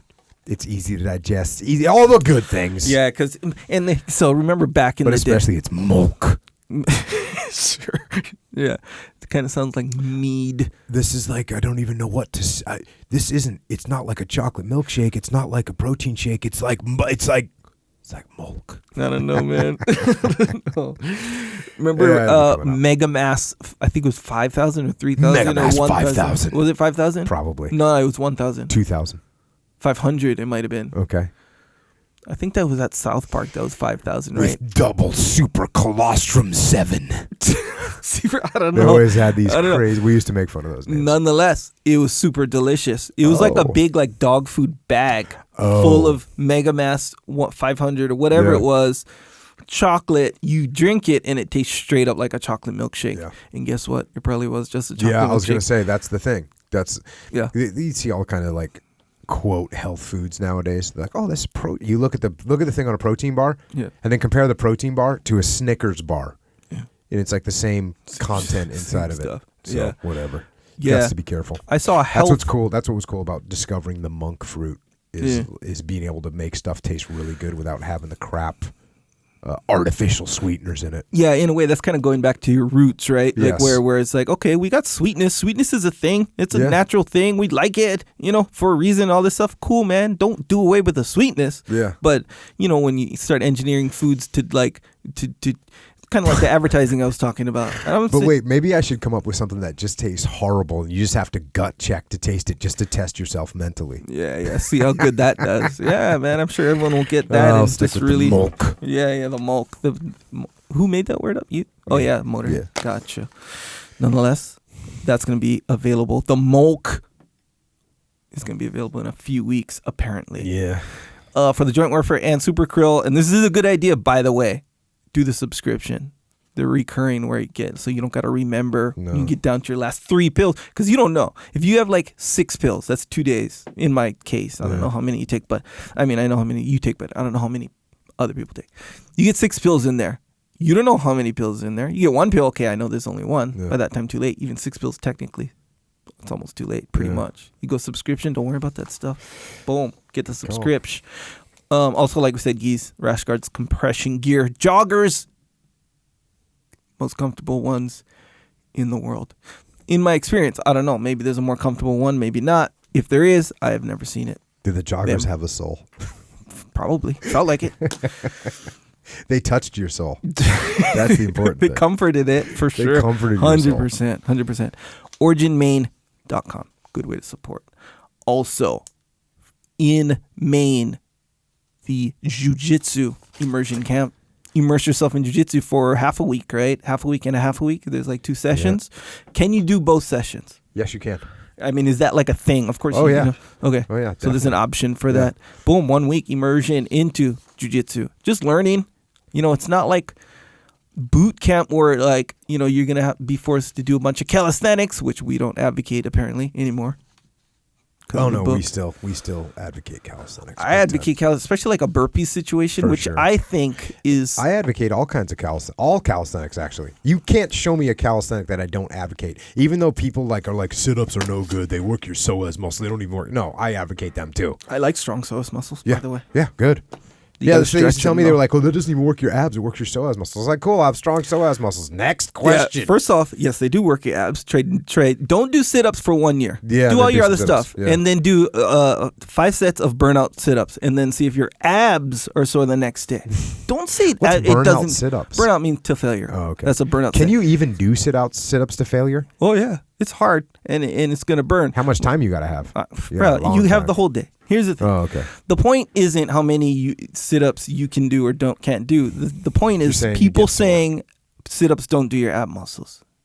They do hip flexor and so they do that too, but they do your ab muscles. Nonetheless, I agree with you. Do you do jumping jacks? Yeah. I do jumping jacks too. Actually, I did jumping jacks last week. It was part of a Metcon, but still. There was an old team guy workout. Sure. Jumping jacks, pull-ups. Jumping jacks, push-ups. You just do jumping jacks and push-ups. And you think it's no big deal, and then like you're 45 minutes into it, and you're like, I hate jumping jacks and push-ups. Yeah, I don't know if I'd ever do something continuously for 45 minutes. Yeah, well, that would just be like the first half of that workout. Stupid. Yeah, that one would get, especially after you want to do that again and again. You can do any exercise, and you can make it suck after 45 minutes. Yeah. Like I can't even think of an exercise that doesn't suck after 45 minutes. You know, you used to do in buds, neck rotations. You used to do that in the teams too. Yeah. You're just laying down. That's like, you're like, okay, I'm just going to lay down and move my head around. oh, Cool. laying down. Yeah, I never Yeah, you lay done. down, neck rotations. 1, 2, 3, Yeah, 1. Yeah, do that for 45 minutes. You're like, this is the dumbest thing I've ever done in my life, but I'm glad we're doing it. Yeah. Yeah, I think you're right about that. Shit. I figure the key would be, if you don't like the whole 45 minutes thing, is you do something that's hard enough of a movement that you don't have to do for 45 minutes. Yeah, that's good if you don't want to just do something that sucks for 45 minutes. I did a Metcon, like, just kind of representative of what you were talking about earlier, where it was like how many of these two movements you can do within a certain amount of time. Yeah. So which was different. Usually I set my rest time to a certain time, and I do them, and boom. And yeah, that was a good little change up. Yeah, do that. Or you can do the jumping jacks and pull-ups for 45 minutes. Jumping jacks, push-ups. This would be a push-ups. time when you wouldn't even have pull-up bars, so we're like on the Straight back up in of the a ship or something. Yeah. Like, okay, jumping jacks, push-ups. Yeah. Everyone just goes, oh, God. Boring workout. Nonetheless, back to origin. Jiu-jitsu camp. You won't be doing jumping jacks, push-ups. 100%. Unless you want to, then you can, you know. But it's more learning jiu-jitsu, practicing jiu-jitsu. No pressure unless you put some pressure on yourself, which I recommend. Yeah, do that too. By the way. And roll with everybody, you know. Do some, what's the word? What's the rolling Randori. Randori. We'll be doing some randori and some nawaza. And some kata. A lot of kata, by the way. Kata too. Yeah. Good. A lot of good instructors I'll be there. You'll be there. I will be there. Dave Burke is going to be there. Dave Burke's going to be in the house. Big time. He's got the bug. Yeah. Yeah, get some. I haven't talked to JP and or Leif. See if they're going to roll up and roll. Oh, about the camp. Yeah. Yeah. Makes sense. But yeah, nonetheless, it is August 26th through September 2nd of this year. Also, speaking of boring workouts, Jocko workouts. Doing 45 minutes of jumping jacks and push-ups. I don't think so. But if you want an interesting work, actually I shouldn't give you crap about it, because I did look on your Instagram and you had like some Bulgarian bag on there. So you vary your workout. Oh yeah. Your workout gets interesting. Yeah. Okay, I dig it. Credit. Very interesting. So if you want to make your workout interesting, get some new movements, new equipment in there, go to onnit.com/Jocko. Go in there, get you some good kettlebells. Even though kettlebells, I guess, ultimately could be viewed as boring. You can make them boring. Yeah, that's kind of the point. If you're boring. Yeah, you know what? Ultimately, that's really what it is. Because even me doing the same Metcon that I do all the time, all I did was switch up like one teeny tiny thing. So it was more about me than the workout. For sure. Or it was a workout about the equipment, less about the equipment, more about me. Nonetheless, if you want to make it about the equipment, Onnit has the equipment. Maces, steel bells. See, I haven't even done that. That's like some advanced creativity stuff. Battle ropes, all this stuff that'll get you functional strength and actual strength. Just joking. Bonus. That's a thing. Anyway, onnit.com/Jocko. Good spot. A lot of good info on there as well. Also, when you get this book called Mind Over Muscle, I'm going to list it. Can you get it on Amazon? Yep. Okay, I'm going to list it on the website, JockoPodcast.com. No, this was handed down to me through the ancient tradition. Nope. No. Bro, whatever. You had a book before that wasn't available, and it looked kind of like that. True. Yeah, one of these old school, old style books. Nonetheless, not this one. When you get it, don't worry. Go to JockoPodcast.com. I'll put it in the book section with all the books. Boom. Click through there. Good way to support. And you get the book. Boom. Also, if you're doing other shopping, go ahead and continue doing that. Get the leaf blower. It's about to be, actually it's going to be summer before fall, huh? So maybe get a weed whacker. Weed whacker, some sunscreen, some surf shorts.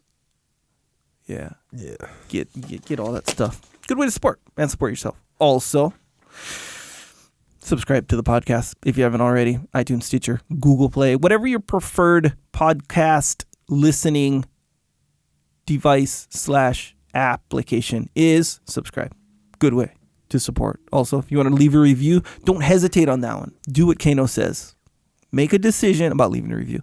Make a decision and just go. Don't hesitate on the review. Just do it. Leave it. Like everything in life, Review's no different. Also on YouTube, subscribe to our YouTube channel if you want. If you care even a little bit about the video version of this podcast and what Jocko looks like. And I don't care if you care about what I look like, but again, and I still get this, by the way, I guess apparently I don't look how I sound. Is there, like, can you match up a voice to a face? You kind of can, huh? Yeah, you can. Yeah, like you. For sure.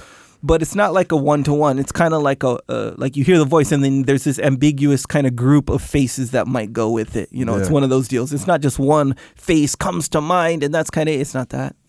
But it's like, I guess my face falls way outside of the group of faces that practically, I mean, not practically, but that seemingly probably match my voice. I guess that's what I hear too. Apparently, I still hear it. So, if you care, subscribe to the YouTube channel. I guess technically you wouldn't have to subscribe to, you just look at it. But if you want to support it at the same time, if you want, subscribe to the podcast on YouTube. Also, we have excerpts on there, so that's another reason, by the way. You know, you want to share these shorter excerpts with people, have them watch them. Boom. YouTube is the place to do it. Also, some enhanced excerpts. That's what I'm calling them today. Enhance. Put some music on there. Make you feel good about it. Here's the thing. You advocate discipline. Like, the way you feel doesn't matter. I would say this. It matters less than discipline. It still does matter. Yeah. When you're fired up to go do a workout. Whatever, bro. When you're fired up to go do a workout versus the day when you really don't want to do a workout. Why is it then all the time people are like, oh, I didn't want to work out today, but I did anyways, and I set a PR in my whatever. Yeah. Why does that happen? That happens sometimes. So your theory's wrong. No. Lock it up. No, I wasn't done with my theory. If you feel like working out and you're fired up to go work out, that's going to be a good workout, chances are. Not all the time, I get it. If you really don't feel like working out, you're dragging ass. You got 5.5 hours of sleep, and you're not Jocko, by the way. And you ate some Snickers or something like this, and you're like, dang, I still got to work out. You really don't feel like it, and you have a bunch of other stuff to do. And you go work out. Did I ever tell you about Snickerdoodle? No. I know what a Snickerdoodle is. This guy in the teams whose name happened to be Nick, and we were like new guys, and we went on a compass course. The only food that he brought out in the field was Snickers. Like, you know, like the 12-pack of Snickers? Sure. Yeah. I assume, yeah. He bought like 3 12-packs of Snickers, and that's all he brought for 5 days. Dang. It didn't go down well. No, I wouldn't think so. He got a mega diarrhea case. He was in pain. So the whole marketing. So his nickname was Snickerdoodle after that. Oh, his name was Nick. Yeah, Snickerdoodle. Pretty funny. Yeah. And he was pretty bummed out actually after that one. It's good. We had a guy named Snickers on our football team at UH. Snickers. He was the center. Oh, that was his last name? No, it was his nickname, full on. But that's how, you know how certain guys have, their nickname is so strong you don't really, like you. Yeah. It was like that. Nonetheless, back to the point. If you're fired up to go work out, chances are you're going to have a better workout. Same thing with the Jocko's message. If you're fired up to listen to it, it might sink in better. Might. You put some good music on it, boom, might sink in better. It might. I don't know. That's why it's enhanced. That's why it's enhanced. Special messages. Nonetheless, the point there is subscribe to the YouTube channel if you want. Good way to support. Also, Jocko has a store. It's called JockoStore. JockoStore.com. Patches are in. Guys been hitting me up. I haven't seen beanies on there. Yeah, we got it's a problem. process. Well, here's the thing. I got to prove we'll have them right in time for July. So we got that going for us. Yeah, I'm just... Good job. Hey, man, better late than never, I guess, with those. In the meantime... It doesn't apply when it's summertime and you get a beanie in the mail. It does not apply. Well, maybe I'll get the thin one it's so just you straight late. You do it for... There's nothing better about it. Straight late. No doubt about it. Hey, look, you're right. And we're still going to work hard on the beanies and get them out. Quality. Can't rush. Greatness. Quality. Dude. You know what I'm 9 saying. months for a beanie. That's not about rushing. Could have come through with all kinds of quality, like mega quality. Those things could have been knitted from cashmere. Could have grown the cotton. Get Pete on the phone right now. All right. Well, I'm going to continue to work. And when they're out, they're going to be out. They're going to be fantastic. They better be. All right. There you go. Be amazing. In the meantime. Maybe it takes a lot to get a soul into a beanie. Yep. Yeah, it could be. Got it. Could be. In the meantime, there's some cool shirts on there. I think they're cool. Discipline equals freedom. Get after it. That's a good one. Simple, to the point. Back to the book. Back to the book. That's a new one. I think we put out another book new titles. Yeah, all of them on the back. Well, Yeah. all the book titles up until the point. Yeah, so what up until what podcast? I forget. You should figure that out. That's like a layer. Yeah, Should be the first 100, but you probably didn't do that. I think it was 100. No, it was like 100 something. Layer's been missed. That's fine. Because then we could have put out another back to the book at 200. Yeah, like the updated version. Missed layer. Yeah. Maybe not, or maybe I'll add a layer because layers are addable. Addable. Maybe. You can add layers. You see what I'm saying? Anyway, some shirts on there, some rash guards on there, some patches there, like I said, some women's stuff on there, hoodies, also decals. You know what a decal is? Jesse's decals. Here's the thing with decals, where they're essentially a sticker, right? And we all know what decals. I understand, but he uses like this stuff, like the material for this decal is like supposed to survive the apocalypse. No, that's like good. that kind decals. Okay. Yeah. Anyway, good way to support. Jesse didn't play around with the decals. No, not at all. And this guy, like, he was like, we go back and forth, and he's like, yeah, I make decals. I was like, yeah, that's a good idea, whatever. And then another company called, I think it was called Echelon Front, something like this. They got some decals. And I was like, dang, these decals, and obviously prompted me to, okay, we need our decals. They're legit. They are legit. And they're on JockoStore.com, by the way. Good way to support. If you want something, get something. Also, psychological warfare. If you don't know what that is, this is what it is. It's an album with tracks of Jocko helping you through. This is what the track is. It's not a music track. It's Jocko on there, every track. Helping you get through your moment of weakness. And we have them. I have them. Jocko has them, even though he, is reluctant to admit that from time to time. And what it does is, let's say you're going to skip the workout. I think skipping workout, this is my opinion, skipping workout and not cheating on a diet. Can you cheat on a diet, technically? Yes. Yeah, huh? It's like you're cheating. You weren't supposed to do this and you did it anyway. So yeah, you cheating. betrayed yourself, because you have a future self. See what I'm saying? Like your self of right now will make like a protocol, right? And then your future self essentially cheats on your... Yeah, I saw some meme of Homer Simpson saying like, oh, this guy's future's not looking good. He's eating like a donut or whatever. Yeah, exactly right. Same idea. Yep. Yeah. So yeah, technically it is. If you're cheating on your past self on the diet, don't worry about that. You start feeling that feeling come along, you got a track for that. You just listen to it, and it's essentially like Jocko telling you why you shouldn't slip down that slippery slope in whatever activity. Some good ones on there. Procrastination, all that stuff. So yeah, check that one out. Good way to support. Very effective too. That's on iTunes, Apple Music. Amazon. Amazon Music, Google Play, Apple iTunes, wherever you can get MP3s. That's where you can get it. Yes. Also, you can get from Amazon, you can get Jocko White Tea. It tastes really good. It does have 15 grams of caffeine, so that's a little microdose. That's why I put 15 grams of caffeine inside the discipline, because that was the dose that I like. It has, but it's only 15 milligrams, so you don't get jittery. It also has a high level of antioxidants. That's what the pomegranate does. That's why it's pomegranate white tea. And, of course, in addition to those things, it is the only white tea that comes the guaranteed 8,000-pound deadlift. Solid. So that's good. You got that going for you. Even Jordan Peterson now, I got a text from him, and he's up to 8,000 pounds. Oh, dang, on his okay. deadlift. Yeah. So because he was plateaued at 7,000 pounds, as he admitted on. He doesn't like to admit his weaknesses either, but there it was. Yeah, it's hard. 7,000 pounds. Pretty sad. Books. No, now he's at 8,000. So good for him. Oh, good. Yeah, all it took was a little Jocko White tea. Also, we got some books. I got a book called Way of the Warrior Kid, The Principles of Being a Warrior and really of being a good human being, and they're in there, and they are simple, and they're clear enough for a 6-year-old, a 7-year-old, an 8-year-old, an 80-year-old to understand them. And it gets better because the story continues in the book Way of the Warrior Kid 2, Marc's Mission. And this book starts to hit on some other principles in life. Keeping your emotions under control, working hard, being frugal, saving money, and also dealing with Nathan James. Nathan James, new bully, psychological bully, A little bit different. Marc wants to fight him. Marc figures, hey, I've been training jiu-jitsu, I'm going to fight this guy. But instead, Uncle Jake says, no, you can fight him. First, you have to gather intelligence on him.